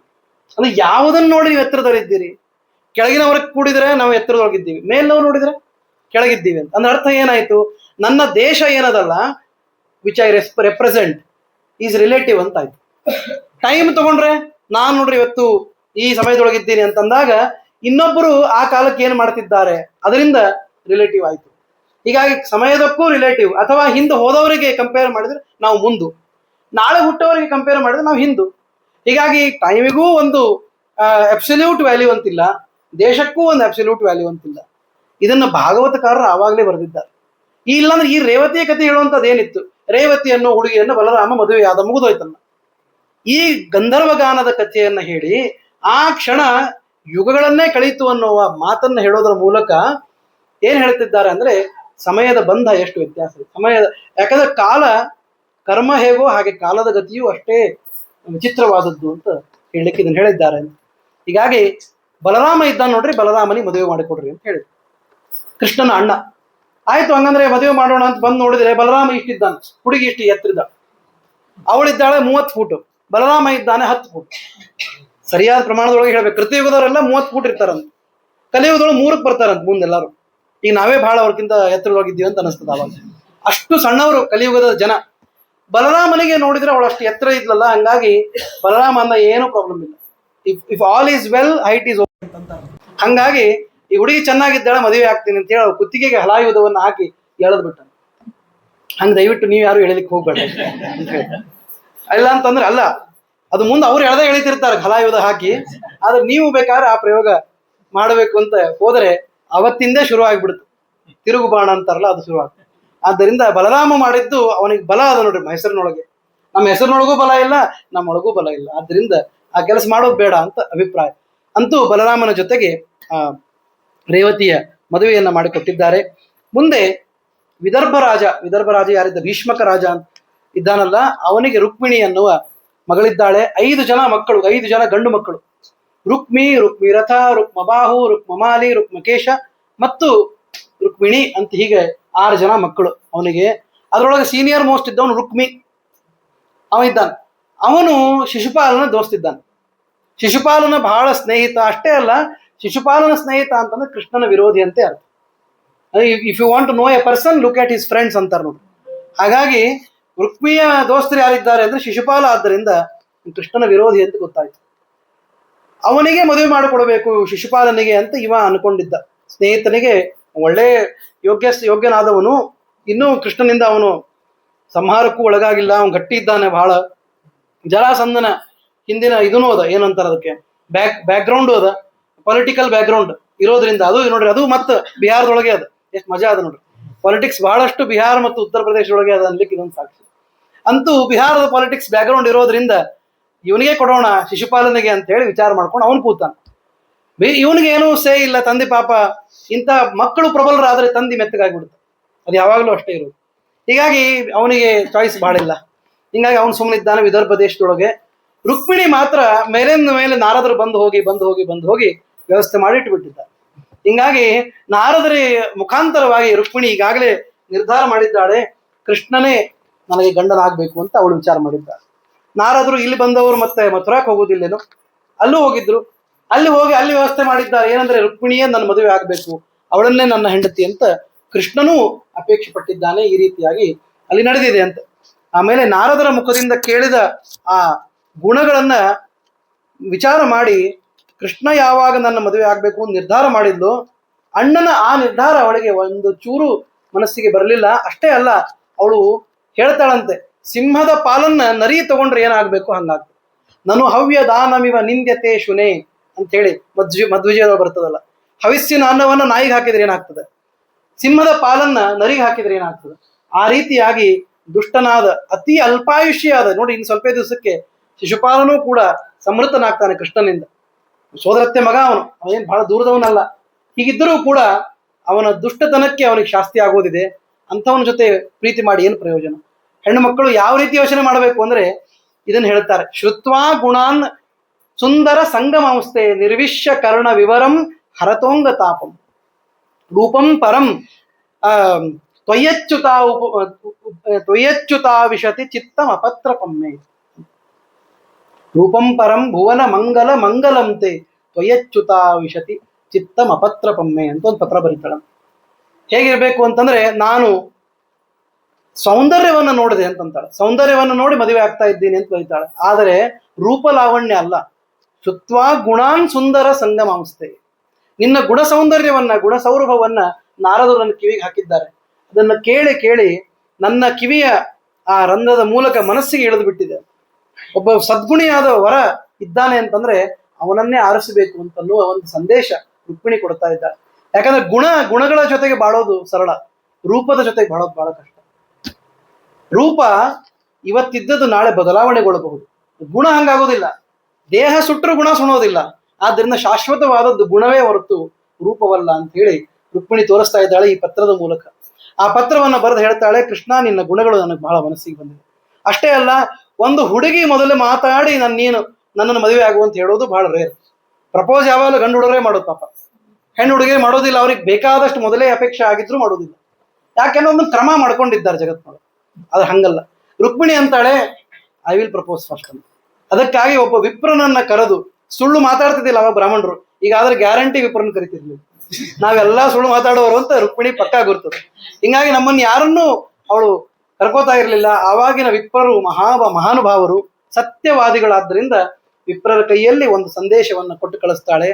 ರೂಪಂ ಪರಂ ಅಂತ ಹೇಳಿ ಭುವನ ಮಂಗಲ ಮಂಗಲಂತೆ. ಯಾವ ರೂಪವನ್ನು ನೋಡಿದರೆ ಸೌಂದರ್ಯದ ಅಪೇಕ್ಷೆ ಹೇಳ್ತಾ ಇಲ್ಲ, ಮಂಗಲ ಆಗ್ತದೋ ಅಂತ.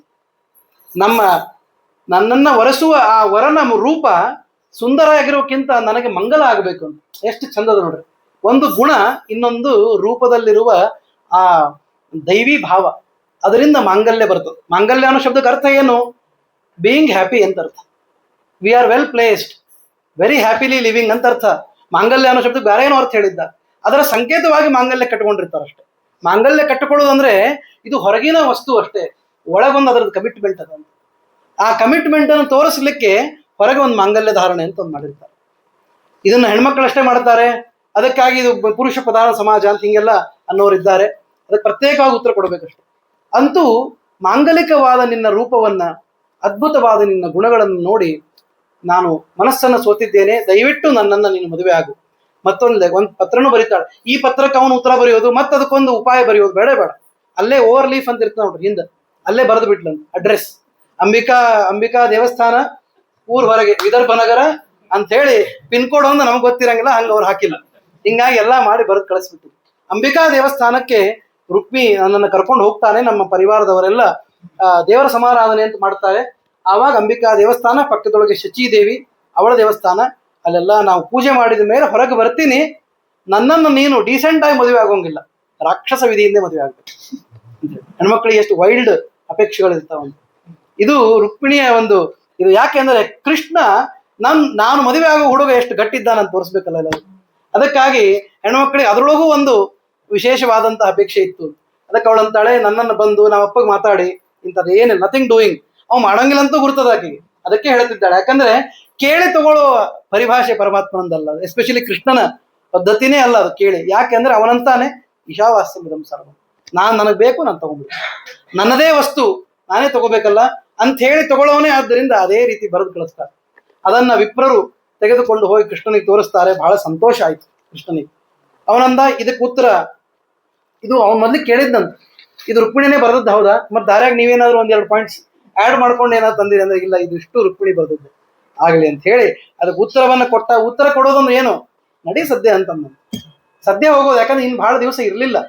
ಅಲ್ಲಿ ಈಗಾಗಲೇ ಯಾರು ಶಿಶುಪಾಲನ ಜೊತೆಗೆ ಮದುವೆ ಆಗೋದೊಂದು ನಿಶ್ಚಯ ಆಗಿ ಈಗಾಗಲೇ ಮದುವೆ ಕಾರ್ಯಕ್ರಮ ಆರಂಭ ಆಗಿದೆ. ಅವನು ತಲೆಗೆ ಬಾಸಿಂಗ ಕಟ್ಕೊಂಡು ಕೂತಾನ ಮಹಾರಾಯ, ಯಾರು ಶಿಶುಪಾಲ. ಹೀಗಾಗಿ ಇನ್ನು ತಡ ಮಾಡಬಾರದು ಅನ್ನೋ ಕಾರಣಕ್ಕಾಗಿ ತಕ್ಷಣ ವಿಪ್ರನನ್ನೇ ಕರ್ಕೊಂಡು ಅವನು ಕೃಷ್ಣ ಬಂದಿದ್ದಾನೆ. ಬಲರಾಮ ಮತ್ತು ಯಾದವರೆಲ್ಲ ಹಿಂದೆ ಹಿಂಬಾಲಿಸ್ಕೊಂಡು ಬಂದಿದ್ದಾರೆ. ಹಿನ್ನೆಲೆಯ ಸೈನ್ಯರು ಅವರೆಲ್ಲ ಇವರನ್ನು ತಡಿಬೇಕಲ್ಲ ಅಂತ ಹೇಳಿ ಅವರು ಬಂದಿದ್ದಾರೆ.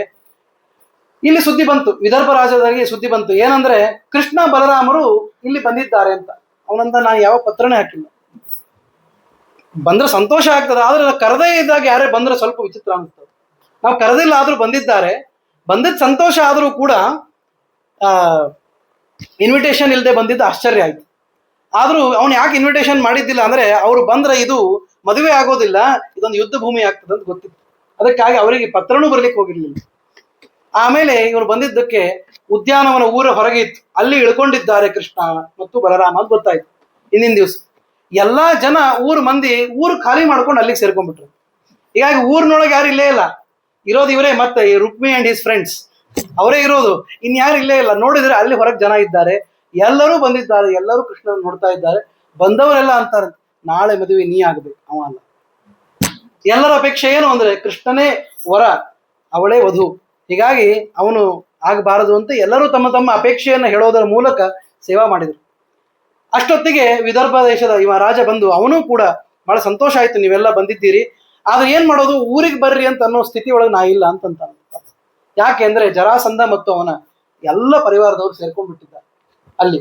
ಆದ್ದರಿಂದ ನಾವೇನೂ ಮಾಡ್ಲಾರವಿ ಅಂತ ಅಂದ. ಕೃಷ್ಣ ಹೇಳ್ದ ನನಗೆಲ್ಲ ಗೊತ್ತಿತ್ತು, ಅದಕ್ಕೆ ನಾ ಊರು ಹೊರಗಿದ್ದದ್ದು, ಒಳಗ್ ಬರೋ ಬೇಡ ಅಂತ ನಾನು ಬಿಟ್ಟಿದ್ದು ಅಂತ ಹೇಳಿ ಎಲ್ಲರನ್ನು ಮತ್ತೆ ಸಮಾಧಾನ ಮಾಡಿ ಮನೆಗೆ ಕಳಿಸಿದ್ದಾನೆ. ಮಾರನೇ ದಿನ ಅಂಬಿಕಾ ದೇವಸ್ಥಾನದಲ್ಲಿ ಯಾವಾಗ ಅವರೆಲ್ಲ ಕೆಲಸವನ್ನು ಮಾಡಿದ್ದಾರೋ ಅಲ್ಲಿಂದ ಹೊರಗೆ ಬಂದ ತಕ್ಷಣ ಎಲ್ಲಿಂದ ಕೃಷ್ಣ ಬಂದ, ಹೇಗೆ ಮಾಯ ಆದ ಅಂತ ಯಾರಿಗೆ ಗೊತ್ತೇ ಆಗಲಿ.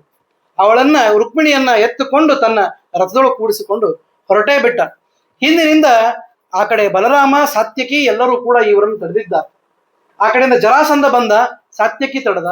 ಈ ಕಡೆಯಿಂದ ಶಿಶುಪಾಲ ರುಕ್ಮಿ ಬಂದ, ಆ ರುಕ್ಮಿಯ ಇನ್ನು ಉಳಿದ ಸ್ನೇಹಿತರು ಬಂದರು, ಬಲರಾಮ ತಡೆದ. ರುಕ್ಮಿ ಒಬ್ಬನು ಮಾತ್ರ ಕೃಷ್ಣನ ಹಿಂದೆ ಬೆನ್ನು ಹತ್ತಿಕೊಂಡು ಬಂದ. ಎಲ್ಲರೂ ಬೆನ್ನು ಹತ್ತಿದ್ದಾರೆ. ಕೃಷ್ಣನ ವೇಗಕ್ಕೆ ಅದು ವಾಯುವೇಗ, ಗರುಡ ವೇಗ ಎಲ್ಲಿ ತಾಳಬೇಕು, ಎಲ್ಲರೂ ಹಿಂದೆ ಹತ್ಕೊಂಡು ಹೋಗಿದ್ದಾರೆ. ಬಲರಾಮನಿಂದ ಎಲ್ಲರೂ ದೂರ ಸರಿದು ತಮ್ಮ ತಮ್ಮ ಮನೆಗೆ ಬಂದಿದ್ದಾರೆ. ಪಾಪ ಇವನು ಅರ್ಶನ ಹಚ್ಚಿಕೊಂಡ ಶಿಶುಪಾಲ ಮಾತ್ರ ಮನೆಯೊಳಗೆ ಕೂತಿದ್ದಾನೆ. ಏನಾಯ್ತು ಅಂದ. ಏನಿಲ್ಲಪ್ಪ, ಎಲ್ಲ ಮುಗೀತು, ನೀನಿನ್ನು ಬಾಸಿಂಗ ಬಿಚ್ಚಲಿಕ್ಕೆ ಅಡ್ಡಿ ಇಲ್ಲ ಅಂತ ಹೇಳಿ ಅವನನ್ನ ಪಾಪ ಮದುವೆಯಿಂದ ತಪ್ಪಿಸಿ ಜರಾಸಂಧ ಅವನಿಗೆ ಹೇಳ್ತಾನಂತ, ನೋಡು ಎಲ್ಲಾ ಕಾಲದ ಮಹಿಮೆ, ನಮಗೂ ಒಳ್ಳೆ ಕಾಲ ಬರ್ತದ ಅಂತಂದು. ಇನ್ಯಾವ ಕಾಲ ಬರ್ಬೇಕು, ರುಕ್ಮಿಣಿ ಮದುವೆ ಆಗೋಯ್ತು, ಇನ್ಯಾವ ಕಾಲ ಬರ್ಬೇಕು ಅಂತ ಅವನು ಅನ್ಕೊಂಡ. ಅಂತೂ ಅವರೆಲ್ಲ ಮತ್ತೆ ಯಥಾ ಪ್ರಕಾರ ಕೃಷ್ಣನ ದ್ವೇಷವನ್ನ ಇನ್ನಷ್ಟು ಹೆಚ್ಚು ಮಾಡಿಕೊಂಡ್ರು. ಯಾಕೆಂದ್ರೆ ಅವರು ದ್ವೇಷ ಮಾಡಿದ್ರೇನೆ ಅವರನ್ನು ಕೊಲ್ಲಿಕ್ಕೆ ಅವಕಾಶ. ಅದಕ್ಕಾಗಿ ಅವರವರ ಭಾವಕ್ಕೆ ತಕ್ಕಂತೆ ದೇವರು ಮಾಡಿಸೋದು. ಇದೆಲ್ಲದರೊಳಗೂ ಮಾಡಿ ಅವಮಾನ ಮಾಡಿದ್ರೆ ಮನುಷ್ಯನಿಗೆ ದ್ವೇಷ ಹೆಚ್ಚಾಗ್ತದೆ. ಕೊಂದರೂ ಇಷ್ಟು ದ್ವೇಷ ಬರ್ತಾ ಇರ್ಲಿಲ್ಲೇನೋ, ಅವಮಾನ ಮಾಡಿದ್ದಕ್ಕೆ ಹೆಚ್ಚಾಯ್ತು. ರುಕ್ಮಿ ಒಬ್ಬವ ಚೇಸ್ ಮಾಡ್ಕೊಂಡು ಹೋಗಿದ್ದ.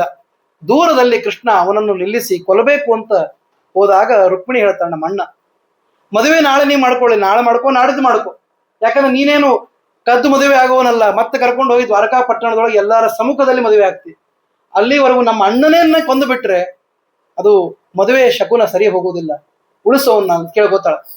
ಆವಾಗ ಬಲರಾಮನು ಬಂದು ಜೋರು ಮಾಡ್ತಾನೆ ಕೃಷ್ಣ. ಏನೋ ಕೃಷ್ಣ ತಿಳಿಯೋದಿಲ್ಲ, ಇವ ಸ್ವಲ್ಪ ಸಣ್ಣವಿದ್ದಾನ, ಅವ್ನಿಗೆ ಗೊತ್ತಾಗೋದಿಲ್ಲ ಅಂತಂತಾನೆ ಬಲರಾಮ. ಕೃಷ್ಣನಿಗೆ ಅಷ್ಟು ಅರ್ಥ ಆಗೋದಿಲ್ಲ, ಒಂದೊಂದ್ಸಲ ಸೂಕ್ಷ್ಮ ಕಡಿಮೆ ಅವನಿಗೆ, ಬಲರಾಮನಿಗೆ ಸೂಕ್ಷ್ಮತೆ ಹೆಚ್ಚಂತ. ಮುಂದೆ ನೋಡ್ತೀರಿ ಏನದು ಸೂಕ್ಷ್ಮತೆ. ಹೀಗಾಗಿ ಅವನಂತಾನೆ ಅವನಿಗೆ ಸೂಕ್ಷ್ಮ ಗೊತ್ತಾಗೋದಿಲ್ಲ ಅಂತ ಹೇಳಿ ಕೃಷ್ಣನ ಮೇಲೆ ಜೋರು ಮಾಡಿದ. ಇದೇ ಸಂದರ್ಭಕ್ಕೆ ಕೃಷ್ಣ ಕಾಯ್ದಿದ್ದ, ಹಿಂಗ್ ಜೋರು ಮಾಡು, ತಪ್ಪು ಮಾಡು, ಹಿಂದೆ ಮಾಡಿದ ಪುಣ್ಯ ಎಲ್ಲ ಒಂಚೂರು ಖರ್ಚು ಮಾಡು ಅಂತ ಹೇಳಿನೇ ಕಾಯ್ದಿದ್ದು. ಅದಕ್ಕೆ ಅವನನ್ನು ಅಣ್ಣನನ್ನಾಗಿ ಮಾಡಿದ್ದು. ಹೀಗಾಗಿ ಅವನು ಹೇಳಿದ ಮೇಲೆ ಆಗ್ಲಿ ಅಂತ ಹೇಳಿ ಅವನು ವಿಚಾರ ಮಾಡಿದ. ಕ್ಷತ್ರಿಯರಿಗೆ ಅವಮಾನ ಅಂದ್ರೆ ಏನು? ಸಾವಲ್ಲ. ಕ್ಷತ್ರಿಯ ಸಾವು ಅಂದ್ರೆ ಸಾವಲ್ಲ, ಅವಮಾನವೇ ಅವ್ರಿಗೆ ಸಾವು.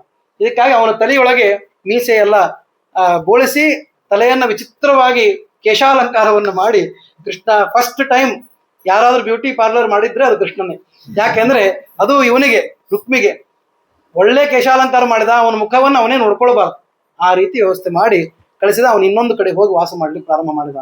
ಅಲ್ಲಿಗೆ ಮುಗಿಸೋದಿಲ್ಲ, ಯಾಕಂದ್ರೆ ಅದು ಮುಂದೆ ನಾಳೆ ಕನೆಕ್ಟ್ ಆಗ್ತದೆ. ನಾಳೆ ಮತ್ತೆ ರುಕ್ಮಿ ಬೇಕು ನಮಗೆ. ಅಂತೂ ರುಕ್ಮಿ ಹೋಗಿ ಬೇರೆ ಕಡೆ ವಾಸ ಮಾಡಿದ. ರುಕ್ಮಿಣಿಯನ್ನ ಕರ್ಕೊಂಡು ಬಂದು ಜನರನ್ನೆಲ್ಲ ಸೇರಿಸಿ ನೀವೆಲ್ಲ ಒಪ್ಪಿಗೆ ಕೊಟ್ರೆ ಮದುವೆ ಆಗ್ತೀನಿ ಅಂತ ಹೇಳಿ ರುಕ್ಮಿಣಿಯನ್ನ ವಿವಾಹ ಮಾಡಿಕೊಂಡಿದ್ದಾನೆ. ಈ ಕಥೆಯನ್ನ ಹೇಳೋದು ಕೇಳೋದ್ರಿಂದ ಭಗವಂತ ವಿಶೇಷವಾದ ಕಲ್ಯಾಣವನ್ನು ಮಂಗಲವನ್ನು ಉಂಟು ಮಾಡ್ತಾನೆ ಅನ್ನೋದಕ್ಕೆ ಅದನ್ನ ನೆನಪು ಮಾಡ್ಕೊಳ್ಬೇಕು. ಹೀಗೆ ರುಕ್ಮಿಣಿ ಇದನ್ನ ಮಾಡಿದ ಮೇಲೆ, ಅರ್ಥಾತ್ ರುಕ್ಮಿಣಿಯ ಮದುವೆ ಆದ ಮೇಲೆ ಕೃಷ್ಣ ಪರಮಾತ್ಮ ಪುರದ ಎಲ್ಲರಿಗೂ ಕೂಡ ಬಹಳ ಸಂತೋಷವನ್ನ ಕೊಟ್ಟಿದ್ದಾನೆ. ದ್ವಾರಕಾದಲ್ಲಿ ನಡೆದ ಮದುವೆ ಇದು. ಹೀಗಾಗಿ ಒಂದೊಂದು ಕಡೆ ಒಂದೊಂದು ಮೆಮರೀಸ್ ನೋಡ್ರಿ ಕೃಷ್ಣಂದು. ಬಾಲಲೀಲೆ ಒಂದು ಕಡೆ, ಮಧ್ಯ ವಯಸ್ಸಿನ ಲೀಲೆ ಒಂದು ಕಡೆ, ಪ್ರೌಢ ಲೀಲೆ ಇನ್ನೊಂದು ಕಡೆ, ಎಲ್ಲವೂ ಕೂಡ ನಾವೆಲ್ಲರೂ ಹೋಗ್ಬೇಕು ಅಂತ. ದುರ್ದೈವಕ್ಕೆ ದ್ವಾರಕಾ ಪಟ್ಟಣ ಅವತ್ತಿದ್ದದ್ದು ಮುಳುಗಿ ಹೋಗಿತ್ತು. ಅದನ್ನೂ ಕೂಡ ಇವತ್ತು ನೀರಿನೊಳಗಾದ್ರೂ ಅದನ್ನು ಸಂದರ್ಶನ ಮಾಡೇಬೇಕು ಅಂತ ವ್ಯವಸ್ಥೆ ಮಾಡ್ತಿದ್ದಾರೆ ಅಂತ ನೋಡಿದ್ದೀವಿ. ಈಗ ಅದು ಒಂದು ಅಪರೂಪ.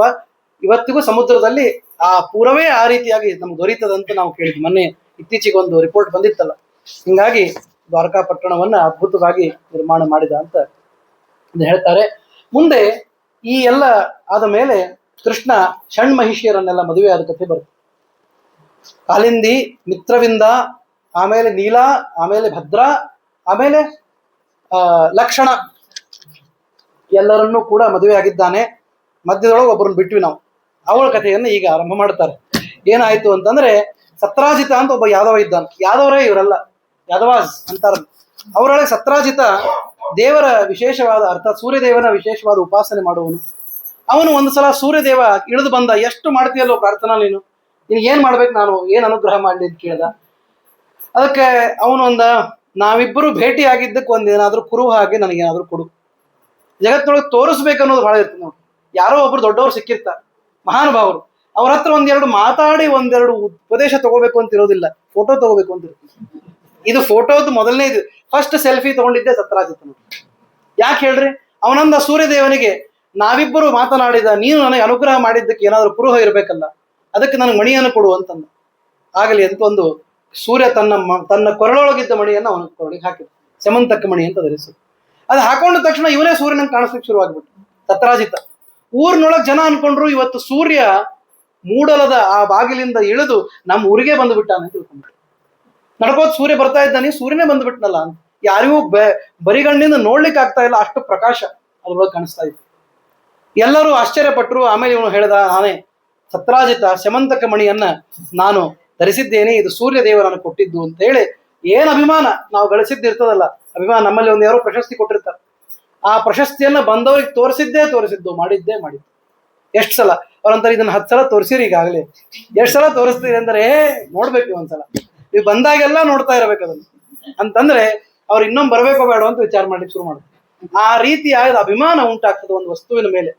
ಇವನಿಗೆ ಅದೊಂದು ಬಹುಮಾನದ ರೂಪದಲ್ಲೇ ಬಂದಿತ್ತಲ್ಲ, ಪಾರಿತೋಷಕನೇ ಅದು, ಸೂರ್ಯನನ್ನ ಒಲಿಸಿಕೊಂಡ ಪಾರಿತೋಷಕ ಅದು. ಅದಕ್ಕಾಗಿ ಅವನು ಅದನ್ನ ಧಾರಣೆ ಮಾಡ್ತಾ ಯಾವಾಗಲೂ ಸಂತೋಷ ಪಡ್ತಾ ಇದ್ದ. ಅವನ ಅಣ್ಣ ಪ್ರಸೇನ ಒಂದು ಸಲ ಅಂದ, ಇದನ್ನ ನಾನು ಹಾಕೊಂಡು ಒಂದು ಹೋಗಿ ಬರ್ತೀನಿ, ಊರಿಗೆ ನಾನು ಓಡಾಡ್ಕೊಂಡು ಬರ್ತೀನಿ ಅಂತಂದ. ಅಣ್ಣನಿಗಿಲ್ಲ ಅನ್ಲಿಕ್ಕೆ ಆಗಲಿಲ್ಲ. ಆಗಿನ ಕಾಲಕ್ಕೆ ಇನ್ನೂ ಅಣ್ಣ ತಮ್ಮರು ಮಾತು ಒಬ್ರಿಗೊಬ್ರು ಕೇಳ್ತಾ ಇದ್ರು. ಹೀಗಾಗಿ ಅಣ್ಣನಿಗೆ ಅದನ್ನು ಕೊಟ್ಟ. ಆ ಅಣ್ಣ ಅದನ್ನು ಹಾಕೊಂಡು ಇದ್ರೊಳಗೆ ಹೋಗಿದ್ದ. ಅದರ ಮಜಾ ಏನ್ ಗೊತ್ತೇನು, ಸೆಮಂತಕ ಮಣಿ ಇದ್ದಲ್ಲಿ ರೋಗ ರುಜಿನಗಳಿಲ್ಲ, ಮೃತ್ಯು ಇಲ್ಲ ಅಂತ ಹೇಳಿದರೂ ಕೂಡ ಅದನ್ನ ಚೆನ್ನಾಗಿ ನಡೆಸಿಕೊಳ್ಳದೇ ಇದ್ದರೆ, ಅರ್ಥಾತ್ ಅದಕ್ಕೆ ಮಾಡಬೇಕಾದ ಎಲ್ಲ ಉಪಚಾರಗಳನ್ನ ಅದನ್ನ ನಮ್ಮ ನಡವಳಿಕೆಯಲ್ಲಿ ನಾವು ತೋರಿಸದೇ ಇದ್ರೆ ಫಲ ಕೊಡುವುದಿಲ್ಲ. ನಮ್ಮ ಕೈಯೊಳಗ ಬಲಮೂರಿ ಶಂಖನೇ ಇರಬಹುದು, ಅದನ್ನಿಟ್ಟು ಪೂಜೆ ಮಾಡದೇ ಇದ್ರೆ ಮನೆಯೊಳಗೆ ಬಲಮೂರಿ ಶಂಖದ ಅಂತ ಹೇಳಿದ್ರೆ ಶಂಖವಾದ್ಯ ಮಾಡಿದ್ರೆ ಏನೂ ಉಪಯೋಗ ಇಲ್ಲ. ಯಾಕೆಂದ್ರೆ ಅದಕ್ಕೆ ಕೊಡಬೇಕಾದ ಮರ್ಯಾದೆಯನ್ನು ಕೊಡ್ಲೇಬೇಕಾಗ. ಹಾಗೆ ಇವನು ಮಾಡದೇ ಇದ್ದಕ್ಕೆ, ವಿಪರೀತ ಅಭಿಮಾನವನ್ನೇ ಮಾಡಿದ್ದಕ್ಕೆ, ಹಿಂದೆ ಕೃಷ್ಣ ಒಂದ್ಸಲ ಕೇಳಿರ್ತಾನಂತ ಎಲ್ಲರೂ ಕೂತಾಗ ಹಿಂಗೆ, ಆ ಸೆಮಂತಕ ಮಣಿ ನನಗೆ ಕೊಡೋ, ನನಗೊಂಚೂರು ಅಂತ ಅಂದ. ಸಾಧ್ಯನೇ ಇಲ್ಲ, ನಿನಗಂತೂ ನಾನು ಕೊಡೋದೇ ಇಲ್ಲ ಅಂತಂದ. ಯಾಕೆಂದ್ರೆ ಇವ ಸ್ವಲ್ಪ ಹೇಳಿ ಕೇಳಿ ಮತ್ತೆ ಚೋರ ಜಾರ ಅಂತೆಲ್ಲ ಇವನ ಹೆಸರು, ಅಡ್ಡ ಹೆಸರುಗಳು ಬೇರೆ ಇದೆ ಕೃಷ್ಣನಿಗೆ. ಅವನಿಗೆ ಹೇಳ್ದ, ನಾ ಎಲ್ಲಿಟ್ಟೀನಂತೂ ಹೇಳೋದಿಲ್ಲ, ಅದು ಗೋದ್ರೇಜ್ ಕಪಾಟ್ನೊಳಗದನ್ನೋ ಇನ್ನೊಂದು ಕಪಾಟ್ನೊಳಗದನ್ನೋ ಅದು ಹೇಳೋದಿಲ್ಲ ಅಂತಂದ. ಕೃಷ್ಣನಿಗೆ ಅಷ್ಟೇ ಬೇಕಾಗಿತ್ತು, ಇವನ ಲಾಲಸೆಯನ್ನ ತೋರಿಸ್ಬೇಕಾಗಿತ್ತು ಜಗತ್ತಿಗೆ. ಆವಾಗ ಪ್ರಸೇನ ಯಾವಾಗ ಅದನ್ನು ಹಾಕೊಂಡು ಕಾಡಿನೊಳಗೆ ಹೋದವನು ಬರಲೇ ಇಲ್ಲ. ಆವಾಗ ಇವನು ಮಣಿನೂ ಇಲ್ಲ, ಮಣಿ ಹೊತ್ತುಕೊಂಡ ಮಣಿಮಂತನೂ ಇಲ್ಲ, ಪ್ರಸೇನನೂ ಇಲ್ಲ ಅಂತ ಆದರೆ ಏನ್ ಮಾಡ್ಬೇಕು, ಕೃಷ್ಣನ ಮೇಲೆ ಅಪವಾದ ಬಂದ್ಬಿಡ್ತು. ಕೃಷ್ಣನೇ ಮಾಡಿರ್ಬೇಕು. ಮೊನ್ನೆ ಕೇಳಿದ್ನಲ್ಲ, ಕೊಡ್ಲಿಲ್ಲ ಅಂದ್ಬಿಟ್ಟು ಮೋಸ್ಟ್ಲಿ ಕೃಷ್ಣನೇ ಇವನನ್ನ ಕೊಂದಿರಬೇಕು ಅಂತ ತಲೆಯೊಳಗೆ ಬಂತು ಎಲ್ಲರಿಗೂ. ಅಪವಾದ ವೃಥ ಬಂತು ಅಂತಂದ್ರೆ ಅಪವಾದವನ್ನ ಅಪಕರ್ಷಣ ಮಾಡ್ಬೇಕು, ದೂರ ಹಾಕ್ಬೇಕು. ಅದು ಕೂಡ ಒಂದು ಧರ್ಮ ಅಂತ ಕೃಷ್ಣ ಅಂದ. ನಾನೇ ಹೋಗಿ ಆ ಮಣಿಯನ್ನ ತಗೊಂಡ್ಬರ್ತೀನಿ, ಆವಾಗ ನನ್ನ ಅಪವಾದ ದೂರ ಆಗ್ತದೆ ಅಂತ ಅನ್ಕೊಂಡ.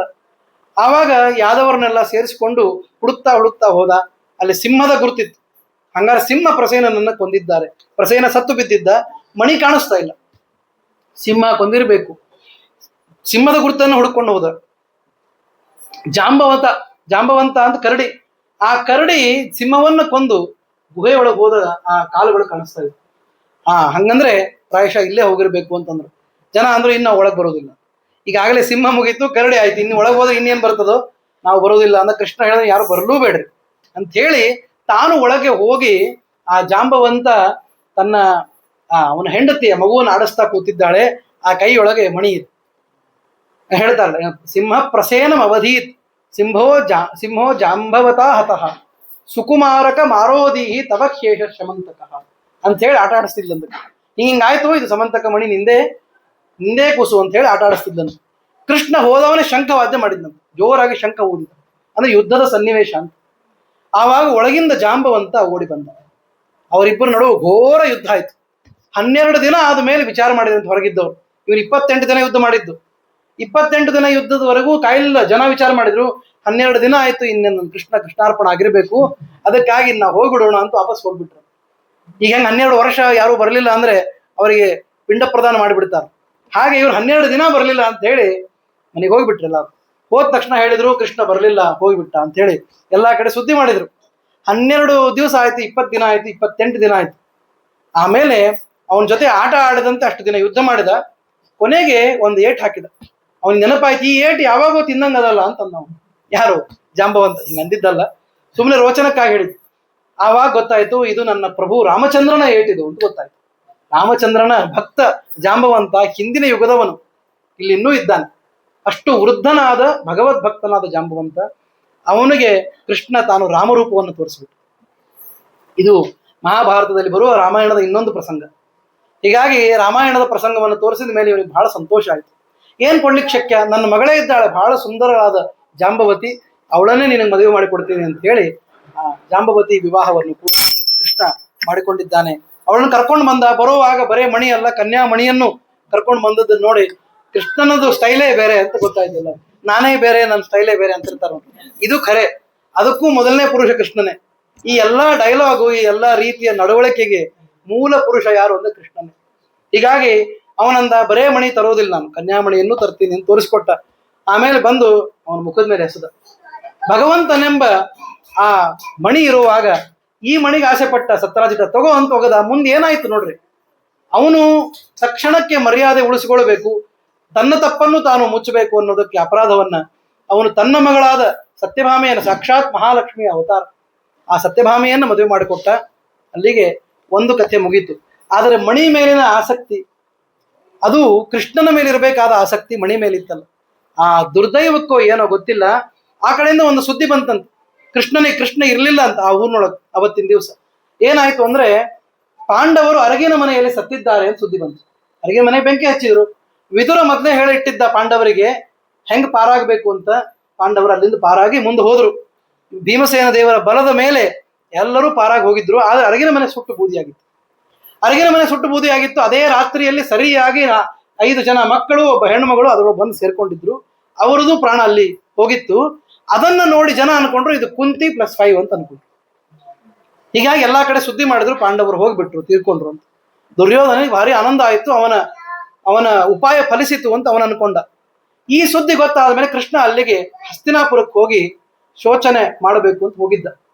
ಹೋಗಿ ಭೇಟಿಯಾಗಿ ಬರೋಣ, ಧೃತರಾಷ್ಟ್ರನನ್ನ ಈಗ ಕಳ್ಕೊಂಡವ್ರು ಯಾರಿಲ್ಲೇ ಇಲ್ಲ.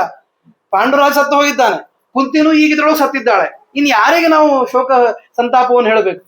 ಇದ್ದದ್ರೊಳಗೆ ಧೃತರಾಷ್ಟ್ರನೇ ಇವ್ರಿಗೆ ತಂದೆ, ಅವನಿಗೆ ಹೋಗಿ ಹೇಳಬೇಕು ಅಂತ ಸಾಂತ್ವನ ಹೇಳಲಿಕ್ಕೆ ಹೋಗಿದ್ದ. ಅಷ್ಟರೊಳಗೆ ಏನಾಗಿತ್ತು ಅಂದ್ರೆ, ಎಂಥವರಿಗೂ ಎಂಥ ದುರ್ಬುದ್ಧಿ ಬರ್ತದೆ ಅಂದ್ರೆ, ಅಕ್ರೂರ ಮತ್ತು ಯಾರು ಕೃತವರ್ಮ ಅಂತಿದ್ದಾರಲ್ಲ, ಅವರಿಬ್ರು ಫ್ರೆಂಡ್ಸು ಶತಧನ್ವ ಅಂತ ಒಬ್ಬ ವೀರನನ್ನ ಕಳಿಸಿ ಈ ಸತ್ರಾಜಿತನನ್ನು ಕೊಲ್ಲಿಸಿಬಿಡ್ತಾರೆ. ಆ ಮಣಿಯನ್ನ ತಗೋಬೇಕು ಅನ್ನೋ ಆಸೆ.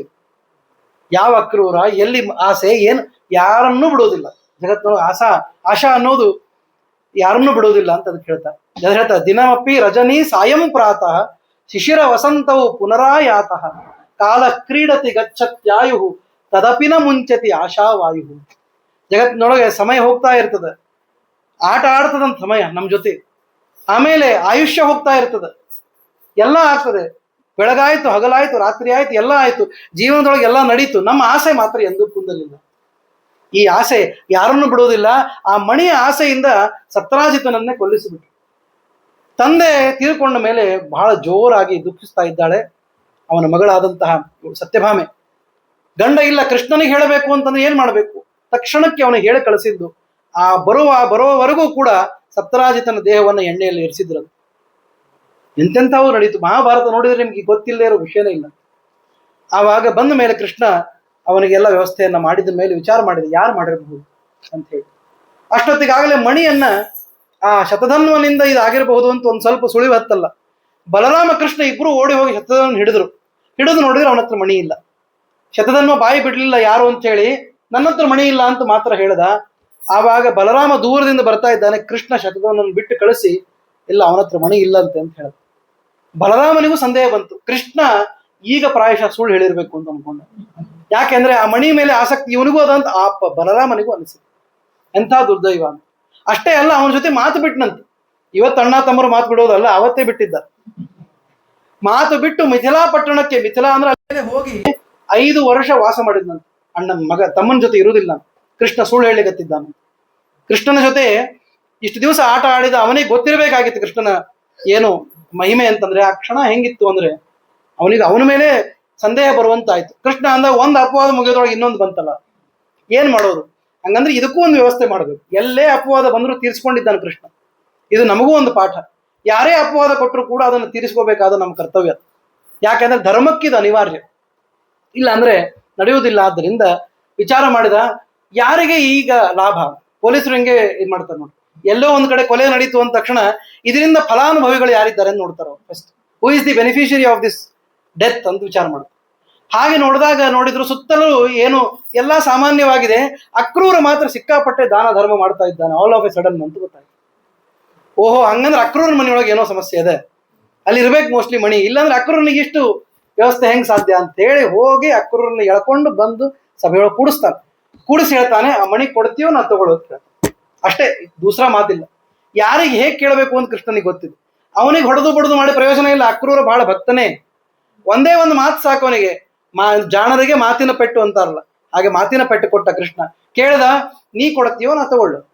ಅಕ್ರೂರ ಒಳಗೋಗಿ ಮಣಿ ತಂದು ಕೃಷ್ಣನ ಮುಂದೆ ನಮಸ್ಕಾರ ಮಾಡಿಬಿಟ್ಟು ಒಂದೇ ಮಾತಿನೊಳಗೆ. ಆವಾಗ ಹೇಳ್ದ, ಕರಿ ನಮ್ಮ ಅಣ್ಣನ, ಹೋಗಿ ಕೂತಾನಲ್ಲೇ, ಎಲ್ಲದ ಕೇಳು ಮಣಿ ಅಂತ ಹೇಳಿ ಬಲರಾಮನಿಗೂ ಆಮೇಲೆ ಪಶ್ಚಾತ್ತಾಪ ಆಯಿತು ಅಂತ ಕಥೆ ಹೇಳ್ತಾರೆ. ಹೀಗೆಲ್ಲ ನಡೆದು ಮುಂದೆ ಅಕ್ರೂರ ಆ ಮಣಿಯನ್ನ ಕೃಷ್ಣನಿಗೆ ಸಮರ್ಪಣೆ ಮಾಡ್ತಾನೆ. ಯಾರಿಗೂ ಬೇಕಾಗಿಲ್ಲ ಈ ಮಣಿ ಅಂತ ಕೃಷ್ಣ ಎತ್ತಿಡ್ತಾನೆ. ಹೀಗಾಗಿ ನಿಜವಾದ ಮಣಿ ಅಂತಂದ್ರೆ ಕೌಸ್ತುಭ ಮಣಿ ಪರಮಾತ್ಮ ಅವನೇ ಇದ್ದಾನೆ. ಶ್ರೀಕೃಷ್ಣನೇ ಇರುವಾಗ ಇದು ಯಾವುದಕ್ಕೂ ಬೆಲೆ ಇಲ್ಲ ಅಂತ ಹೇಳಿ ಆ ಕಥೆಯನ್ನು ಮುಗಿಸ್ತಾರೆ. ಈ ಕಥೆಯನ್ನ ಹೇಳುವವರಿಗೂ ಕೇಳುವವರಿಗೂ ಭಗವಂತ ಅಪವಾದವನ್ನ ದೂರ ಮಾಡ್ತಾನೆ ಅನ್ನುವ ಒಂದು ಫಲಶ್ರುತಿಯನ್ನ ಭಾಗವತಕಾರರು ತಿಳಿಸ್ತಾರೆ. ಮುಂದಿನ ಕಥೆಯನ್ನ ನಾಳೆ ದಿವಸ ನೋಡಿ ಈ ದಶಮಸ್ಕಂದದ ಸ್ವಾಹಾಕಾರವನ್ನು ಮಾಡೋಣ. ಶ್ರೀಕೃಷ್ಣ ಅರ್ಪಣ.